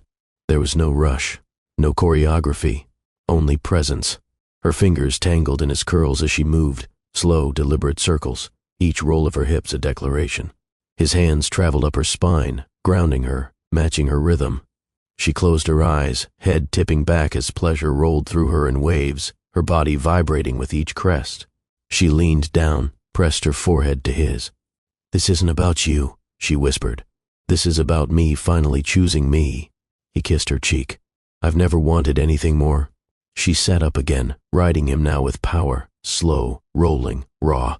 Her breath turned ragged, thighs trembling as she chased release not as a gift, but as her right. Elias groaned beneath her, eyes glazed with hunger. But he didn't take control. He followed her lead. Scarlet's hands rested on his chest, nails digging in slightly as she pushed herself harder, faster. Her climax built slow, steady, coiling tight in her belly, then erupting, like a storm as she cried out, body pulsing in waves over him. Elias held her through it, waited, let her come down. When her breathing calmed, he flipped them gently, laying her back with care. And then he moved inside her again, this time leading but still asking, still listening. Scarlet welcomed it, met him thrust for thrust. She wrapped her legs around his back, pulling him deeper, her body opening with complete abandon. They moved together in that rhythm, hot, soaked, breathless, until they both broke, together, clinging, collapsing, connected. After, Scarlett lay in his arms, the sheets twisted around their legs. Her skin still tingled, her muscles deliciously sore, but more than that, she felt anchored, not to a man, to herself. Elias stroked her arm lazily. "I love watching you take what you want." Scarlett turned toward him. "I used to think I had to earn pleasure," she said. "Now I know it's mine to claim." He kissed her shoulder.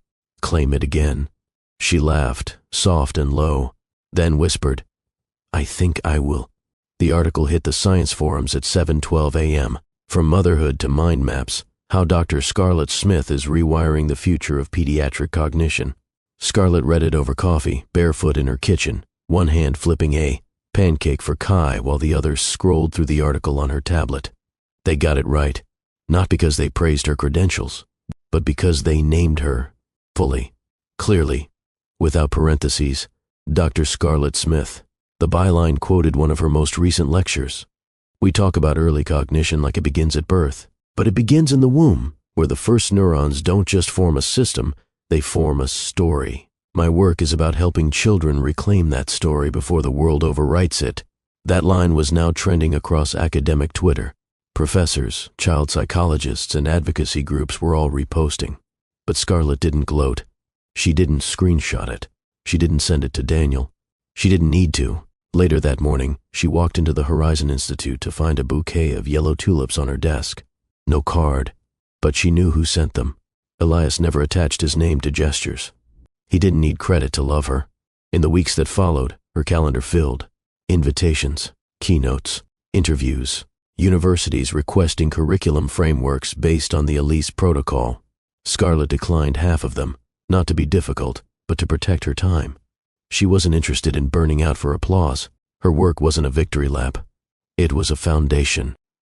One Thursday afternoon, she entered a classroom of first-year grad students, diverse, eager, wide-eyed, and wrote on the whiteboard, "Intelligence is not linear. Neither is healing." She taught them how to listen to patterns in child speech that others ignored. She assigned them to observe, not just through data, but through empathy. And when one of the students asked her what she considered her biggest accomplishment, she didn't hesitate. "Not quitting," she said. "Not when I was invisible. Not when I was erased. Not even when I was bought off." The room went silent. Then someone clapped. And then all of them did. That evening, Scarlett hosted a small celebration at home. Just a few colleagues. The Triplets helped decorate with hand-drawn signs and paper garlands.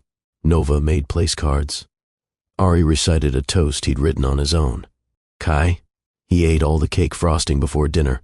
Scarlett stood in the middle of her modest apartment, laughter echoing, music playing low, and felt it.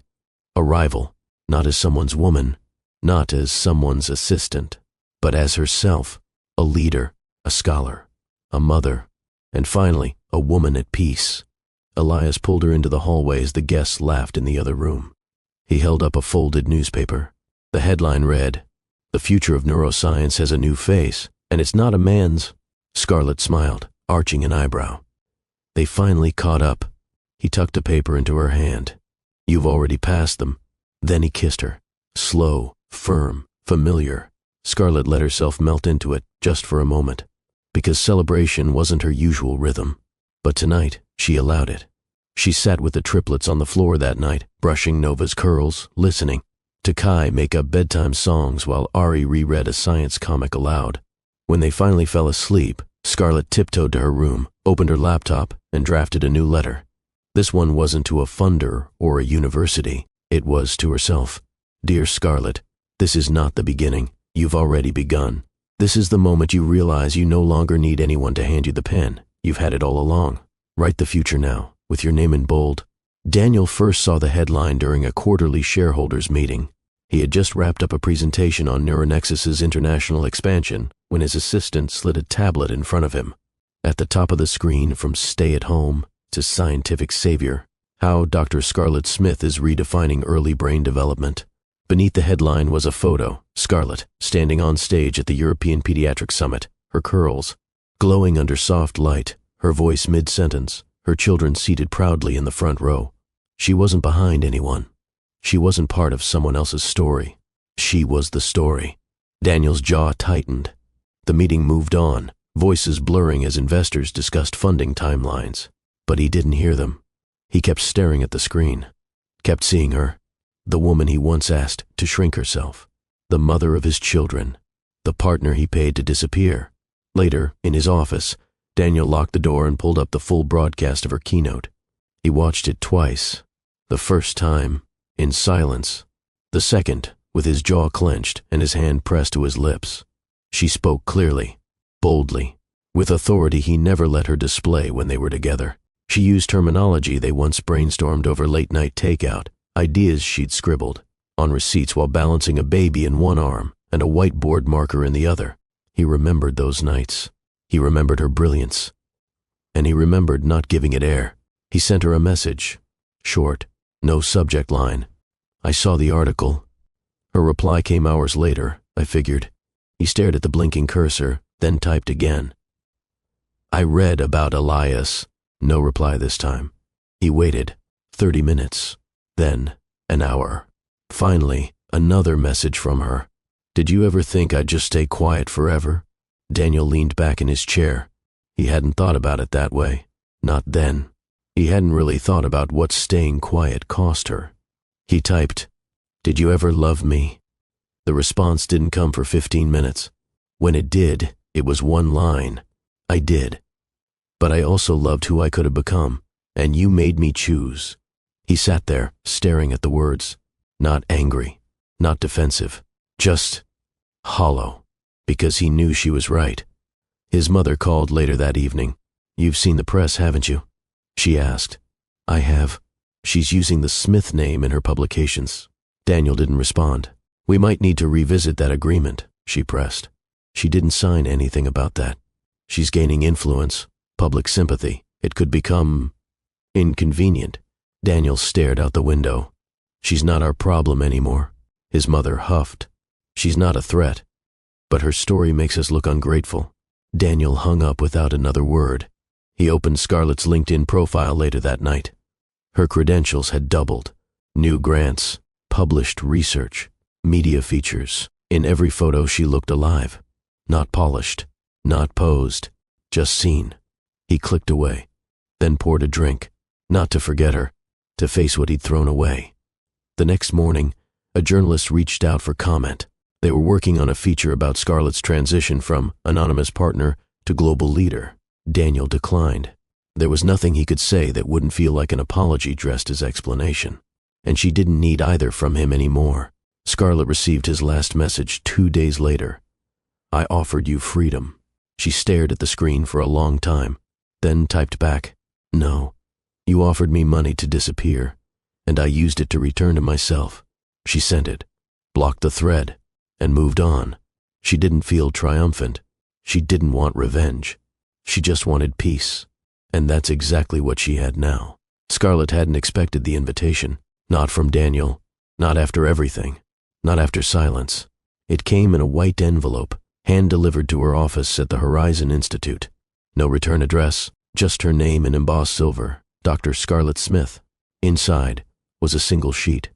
The Smith Family Foundation requests your presence at the annual gala for child neuroadvancement as both honoree and guest speaker, in recognition of your contributions to the Elise Protocol and cognitive reprogramming models for early trauma. Below it was Daniel's signature. Scarlett blinked, then laughed. Elias read the invitation over her shoulder that evening. Well, that's not a trap at all, he joked. Scarlett rolled her eyes. They don't have a patent on irony. Are you going? She considered. I don't need their platform anymore. He nodded. But they need your name on theirs. Scarlett thought about it for days. Not because she was unsure, but because she needed clarity on one thing. Would attending this gala be a performance? Or would it be a message? The answer came from Ari. He'd been working on a scientist costume for school career day, taping a pretend badge to his chest that read, Future me, like mommy, but taller. Scarlett knelt down and fixed the badge. And in that moment, she knew. This wasn't about Daniel, or the Smiths. This was about her children, seeing what it looked like to walk into a room you once exited in shame, and own it. The night of the gala, the ballroom glittered in gold and steel. Atlanta's elite mingled over champagne and curated platitudes. But when Scarlett entered, everything hushed. Her dress was midnight blue, sleeveless, with a plunging neckline and a high slit, powerful, elegant, unapologetically bold. Her hair was pulled back in a sleek twist. Her heels clicked like punctuation, and on her arm was Nova, not Elias, not an escort, her daughter. The symbolism wasn't accidental. Daniel's mother spotted her first. The older woman's expression faltered. She approached slowly. "You look radiant," she said, like it hurt to admit. Scarlett smiled politely. "Funny what visibility does." A pause. Then, "Daniel speaks of you often." Scarlett's eyes didn't flinch. "I don't." Daniel found her near the silent auction. "Scarlett." She turned. He looked older. Still powerful. Still polished. But different. Less certain. "Thank you for coming," he said. "You needed me here," she replied simply. He nodded. I didn't come for you," she added. "I know." He looked at Nova beside her and softened. "She looks just like you." Scarlett adjusted her daughter's sleeve. "She looks like herself, just the way I'm teaching her to." The award presentation was brief. Scarlett stood on stage, her name echoing across the speakers. She took the mic, glanced across the sea of powerful people who once erased her. Then she began. "Years ago, I sat in this very room as a +1. My name wasn't in the program. My opinions weren't on panels. I was background. Today, I'm here as a mother, a neuroscientist, and a woman who refused to be defined by absence.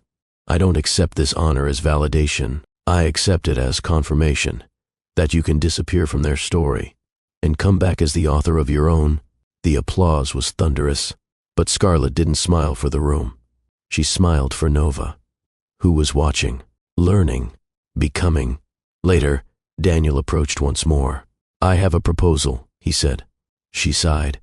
"Daniel, no strings, no deals, just a contribution." He handed her a folded document. The title read, "Endowment Proposal. The Scarlett Elise Fund for Early Neuroresilience, $2.5 million. No oversight. Full creative control." Scarlett stared at it. He added softly, "This isn't guilt. It's gratitude." She met his gaze. "This changes nothing between us," she said. "I know." She looked down at the document again, and then she smiled, not out of shock, but out of clarity. "I'll accept it," she said. "But not from you." He blinked. "You'll sign it over to the Institute. My name stays, but the power moves through legacy, not ego." He nodded. "I can live with that." Scarlett extended her hand. They shook, not as lovers, not even as friends, but as people who understood the value of letting go. It was raining when Scarlett returned home from the gala. Not the kind of rain that drenched you, the kind that whispered.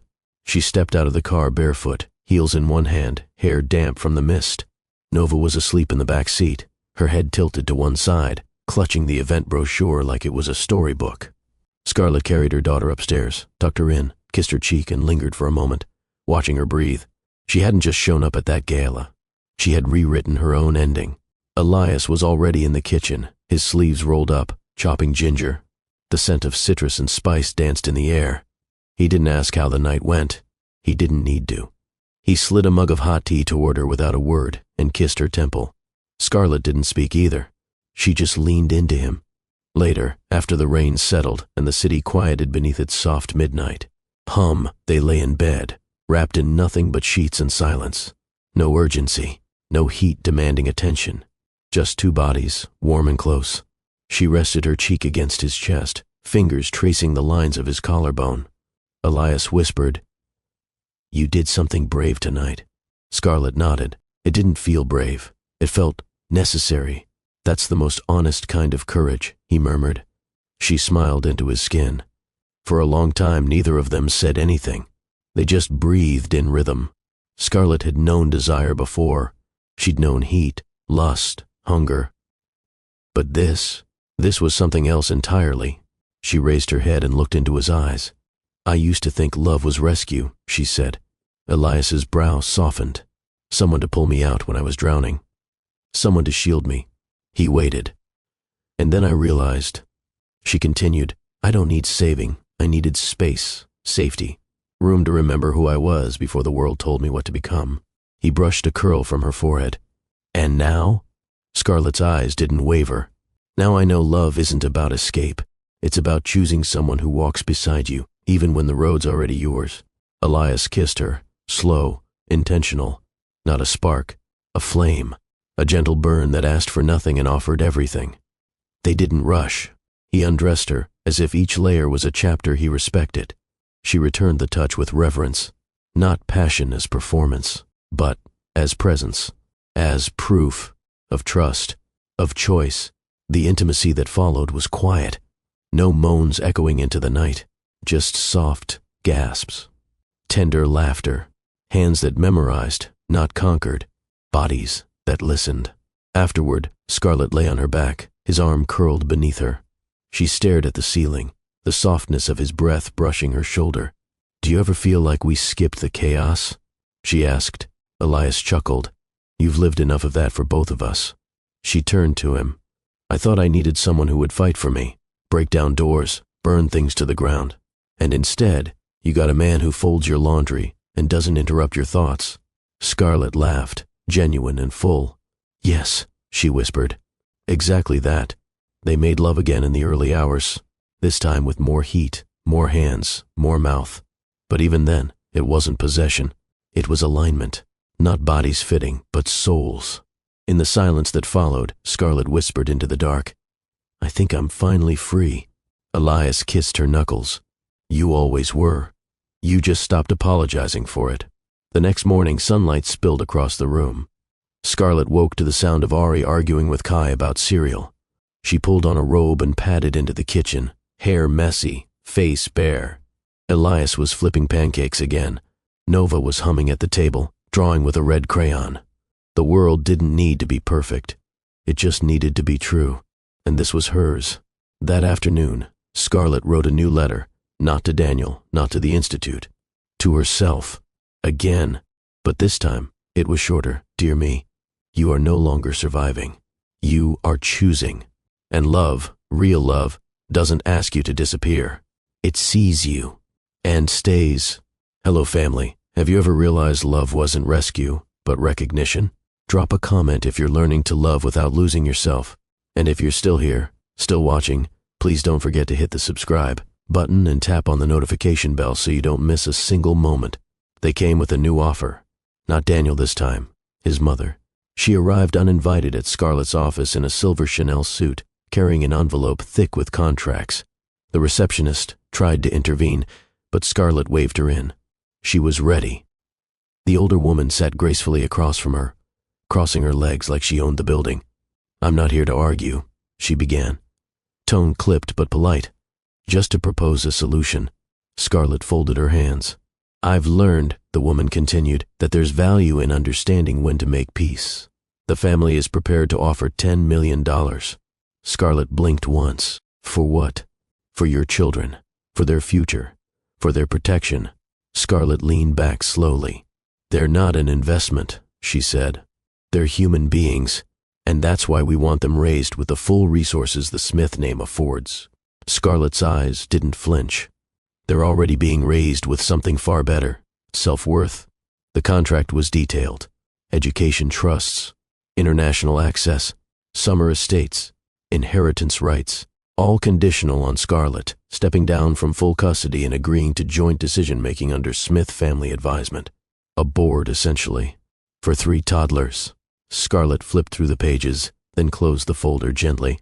"I walked away once because I didn't want a war," she said. "But don't mistake that for weakness." The older woman's expression flickered. "Think carefully," she warned.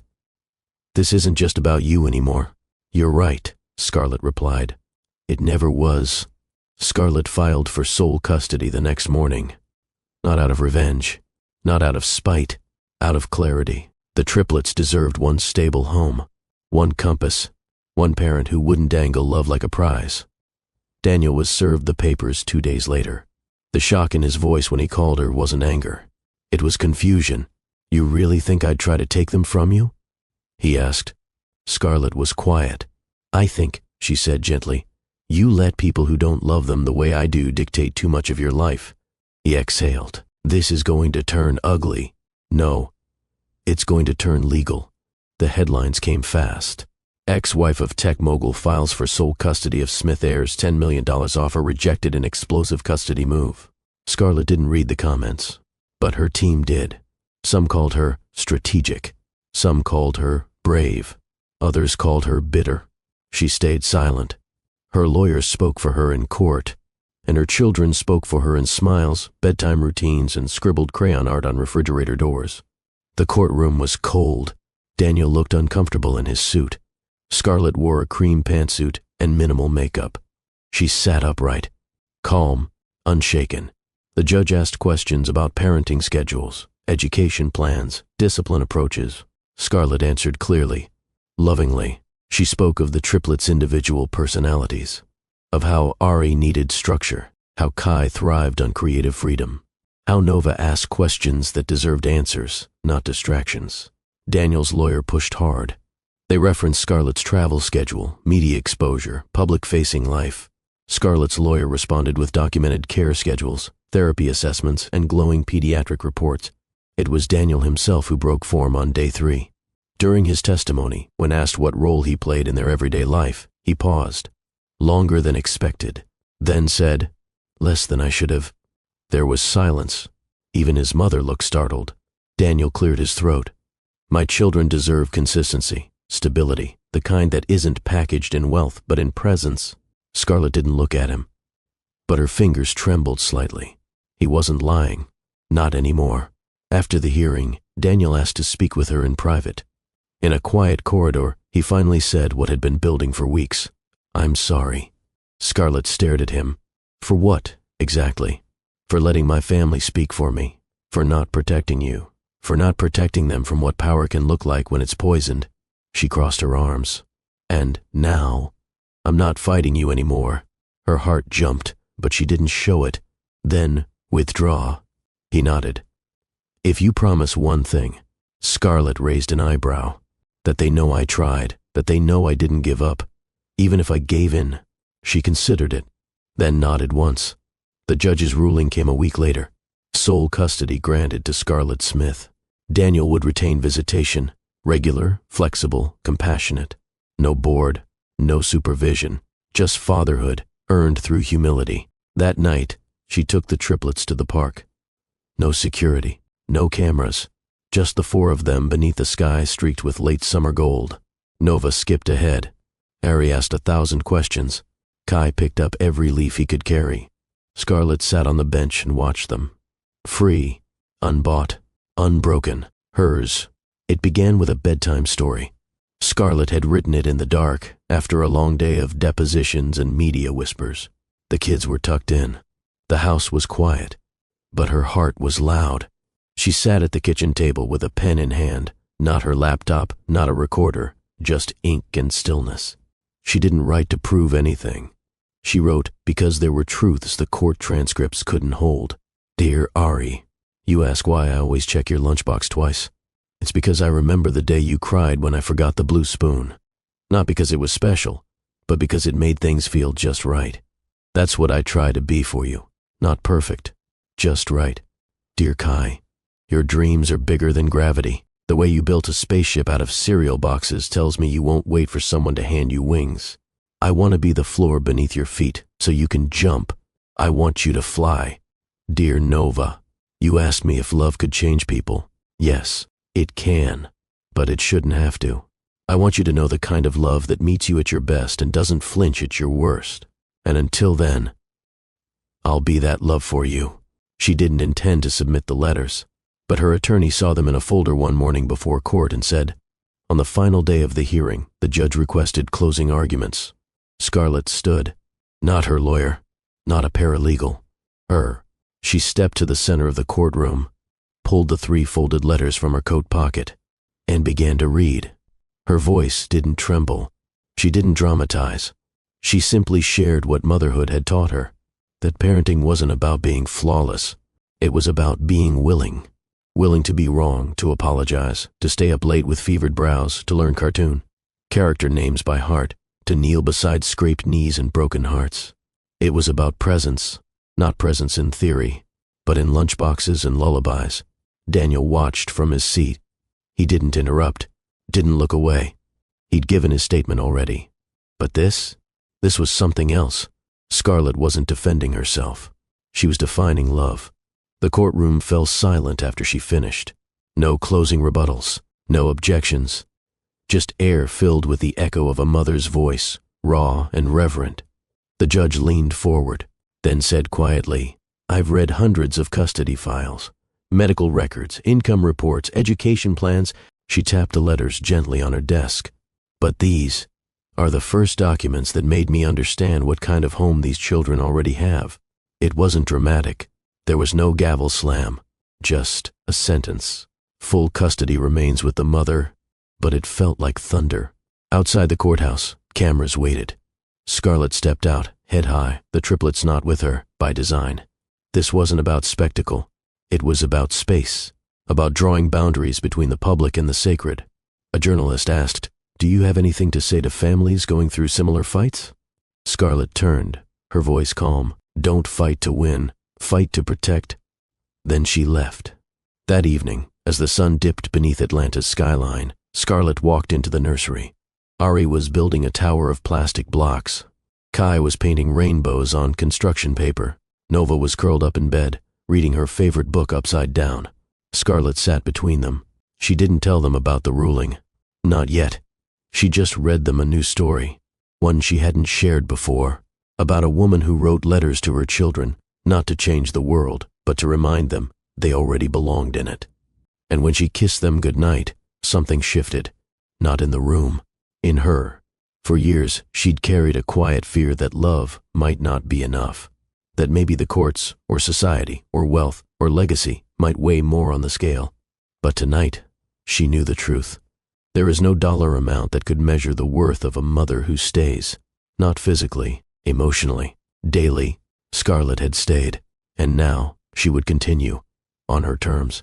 The next morning she mailed the original letters, not to the court, not to the media, but to her children's future selves, each one sealed in an envelope labeled, "To be opened when the world feels heavy."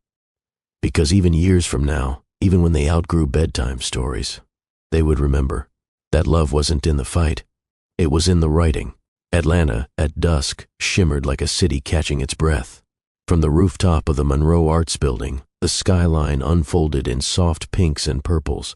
Strings of warm fairy lights curved above the railings, casting golden halos on the polished concrete. Scarlett stood at the edge in a black silk jumpsuit, hair caught in a crown of coils, her eyes reflecting the horizon. No cameras, no velvet rope. Just one small table with 2 chairs, a bottle of red, and a handwritten card folded neatly on a napkin. Tonight was not about spectacle. It was about choosing, without pressure, without fear. Choosing him.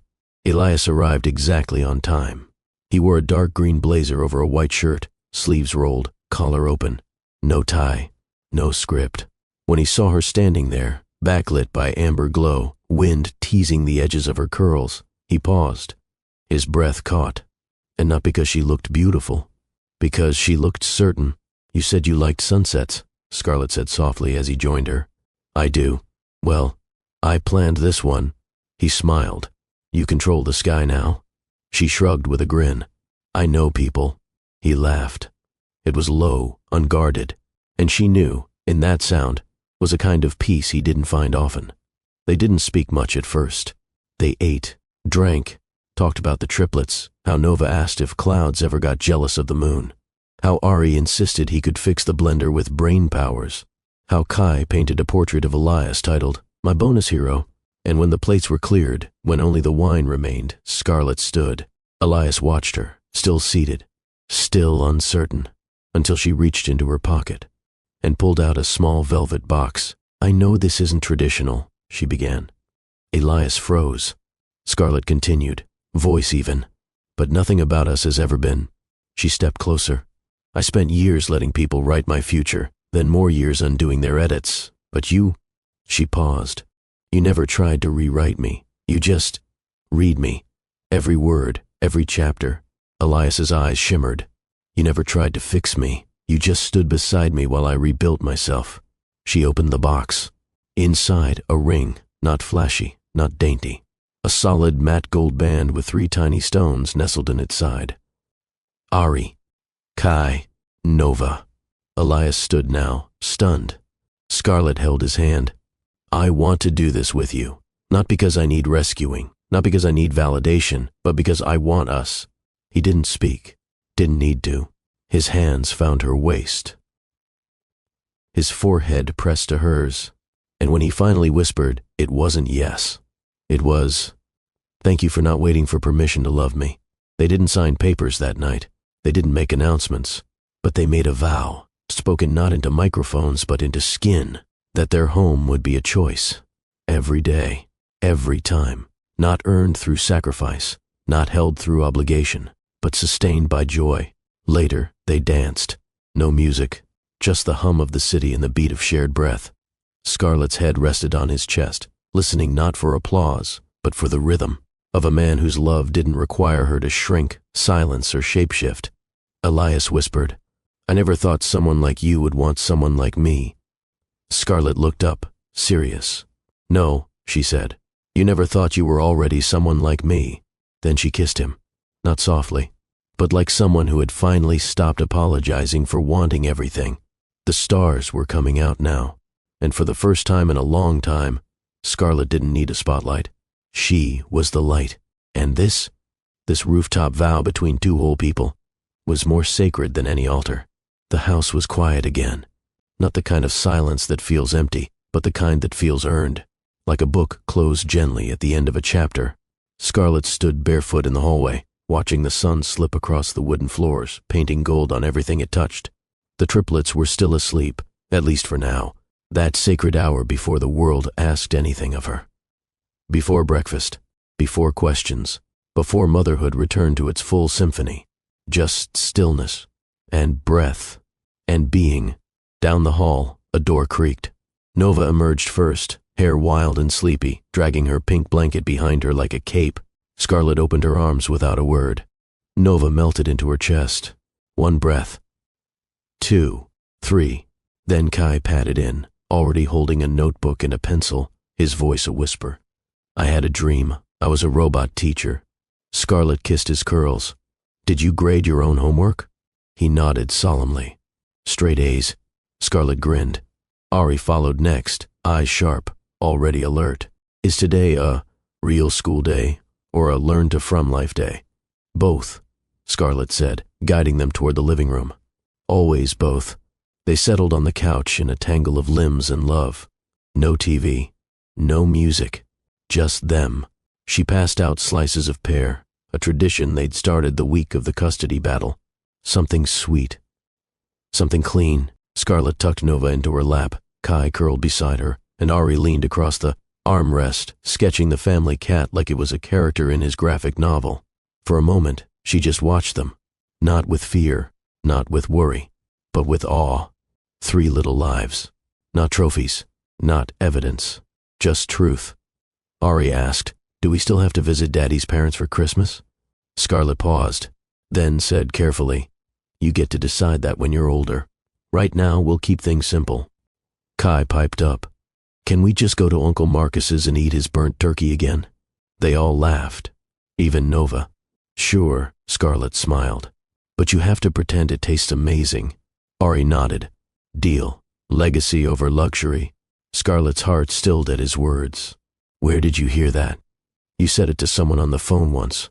I remembered. Legacy over luxury. He was listening. They always were. Later that afternoon, while the triplets played outside in the backyard, Ari in a pirate hat, Nova with her crown of daisies, Kai building a rocket from cardboard, Scarlett sat on the porch with a notebook. Not for work, not for court, just for her. She didn't write poetry, or goals, or plans. She wrote 1 word, Scarlett, just her name. Simple, unadorned, no Smith, no hyphen, no guilt, no apology. It had taken her a long time to realize she didn't need applause. She just needed her name back. She remembered when she'd first changed it, rushing into the courthouse, full of excitement, thinking a new last name would unlock a new life. The Smith name came with access, with invitations, with assumptions, but it also came with shadows, with expectations, and with silence. Today, she wasn't discarding Daniel.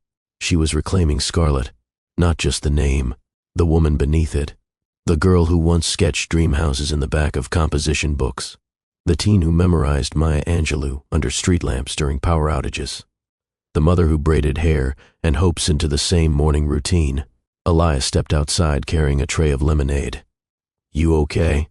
he asked, setting it down. Scarlett nodded. "More than—" He kissed her shoulder. "Thinking, remembering," she said softly. "Letting go." They sat in silence, sipping from the same glass, watching their patch of sky shift as the triplets howled and sprinted through grass like it was a kingdom. Scarlett turned to him and said, "Do you ever wonder if we're doing enough?" Elias didn't answer right away. Then, every day, he reached for her hand. "But then I look at them, and I look at you, and I think maybe we already are." The wind picked up slightly. Nova twirled in her dress, yelling, "Look, I'm a tornado princess!" Kai shouted, "Prepare for liftoff in 5. Ari raised a toy sword and declared, "We fight for kindness." Scarlett laughed. It cracked through her like sunlight, not because they were perfect, but because they were theirs. That evening, after bath time and one too many bedtime negotiations, Scarlett sat on the floor of her bedroom surrounded by art, crayon masterpieces, paper crowns, and a glitter-covered wooden box Nova had made labeled, "Secrets Only Mama Can Open." Inside it, a rock, a candy wrapper, a drawing of a heart with stick figures labeled, "Me plus you equal to always." Scarlett cried quietly. Not the broken kind, the full kind, the kind that arrives when everything inside you is finally heard. She wiped her eyes, placed the box gently on her nightstand, and whispered to the ceiling, "Thank you for the silence. It helped me hear myself." She didn't need Daniel's apology, didn't need his parents' money, didn't even need validation from the world. Because today, Scarlett had 3 living testaments to her choices, to her endurance, to her legacy. At dawn, she walked barefoot into the yard. The grass was wet, the air still. She looked at the sky and whispered the final words of her journal aloud. "I didn't win. I didn't conquer. I remembered, and I rebuilt. And I wrote my name in ink, not for them. For me." She turned, and there they were, the triplets at the back door, blinking sleepily. Ari rubbed his eyes. "Why are you outside, Mama?" Scarlett smiled, hands on hips. "Just checking the sky." "Why?" Kai asked. "To make sure it's still big enough for us." Nova reached for her hand. "It always is." They walked inside together, the 4 of them. No legacy carved in stone, no applause echoing behind them. Just love, just laughter, just names spoken fully and freely. And that was enough, more than enough, to the woman sitting in silence, wondering if anyone would notice if she disappeared. To the man who gave everything and was still called not enough. To the mother whose name was erased the moment she gave life. To the child inside you who still whispers, "Pick me." This is for you. This whole story, it wasn't just about Scarlett. It was about you. You've been overlooked, silenced, talked over, talked down to, left behind, or used when your shine was convenient and discarded when your boundaries became inconvenient. You've learned to speak softly, to shrink in rooms that should have honored you. You've learned to say it's okay when it wasn't, to laugh so you wouldn't cry, to stay quiet so someone else could stay comfortable. And maybe, somewhere along the way, you forgot your own name. But hear me now. You are not disposable. You are not dramatic. You are not too much. You are not hard to love. You are not the aftermath of someone else's choices. You are not the broken piece in someone else's empire. You are not who they said you were when they were afraid of your light. You are allowed to want more peace, more joy, more intimacy, more truth, more silence that heals, not silence that hides. You are allowed to say no, to leave the room, to stop explaining yourself, to choose your name over their legacy, to burn the script they handed you and write your own. You see, they told Scarlett she was lucky, that she should accept the deal, take the money, disappear. Because that's what some people do when they realize you won't bow anymore. They tried to buy your silence. But here's the truth. Your story doesn't belong to their pocketbooks. Your motherhood isn't for auction. Your voice was never theirs to mute. Your worth can't be counted in digits. Your name is not for sale. Scarlett walked away from applause, from luxury, from access. Why? Because applause fades, luxury rusts, access disappears the moment you become inconvenient. But legacy? Legacy is what lives in the names you reclaim, in the children you raise with integrity, in the mirror you finally face and say, I see you, and mean it. So I ask you now, what would happen if you stopped waiting for someone to save you? What would happen if you chose to be seen? Not curated, not filtered, but raw, real, whole. What would happen if you reclaimed your name? Maybe it's not Scarlett. Maybe it's Faith, Joy, Hope, Aaliyah, Rachel, Kim, Sade, Brittany, Eve, Danielle, you. Maybe it's the name you were born with, or the one you whispered to yourself in secret because it felt more like home. Maybe it's not about names at all. Maybe it's about you finally realizing you were never the problem. You were the pause in someone else's chaos. You were the mirror they couldn't look into without cracking.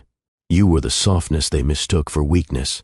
And now you've remembered you were made of steel under velvet all along. Let me say this plain. You do not need permission to matter. You do not need a marriage to feel chosen. You do not need applause to be powerful. You do not need a seat at their table if the table demands you silence your truth. You can build your own. You can sit on the floor and still be royal. You can crown yourself. So if this story stirred something in you, if Scarlett's fight felt like your reflection, then do this one thing for you, not for me. Reclaim your name. Out loud. Right now.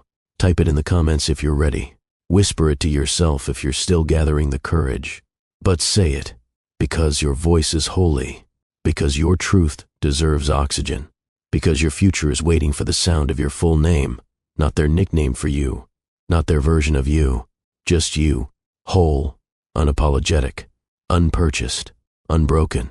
You weren't made to live in corners. You weren't made to fade. You weren't made to survive on scraps of love. You were made to shine. And if no one has told you lately, you're not too late. You're not too old. You're not too ruined. You're not too quiet. You are just in time to remember who the hell you are. If this story lit something in you, leave a comment. Tell us what you're reclaiming. Share this video. Someone else in your life has forgotten their name too. Like it. Not for the algorithm, but for the you who stayed. Because if one person remembers who they are because you shared this story, then that's legacy. And that's louder than applause.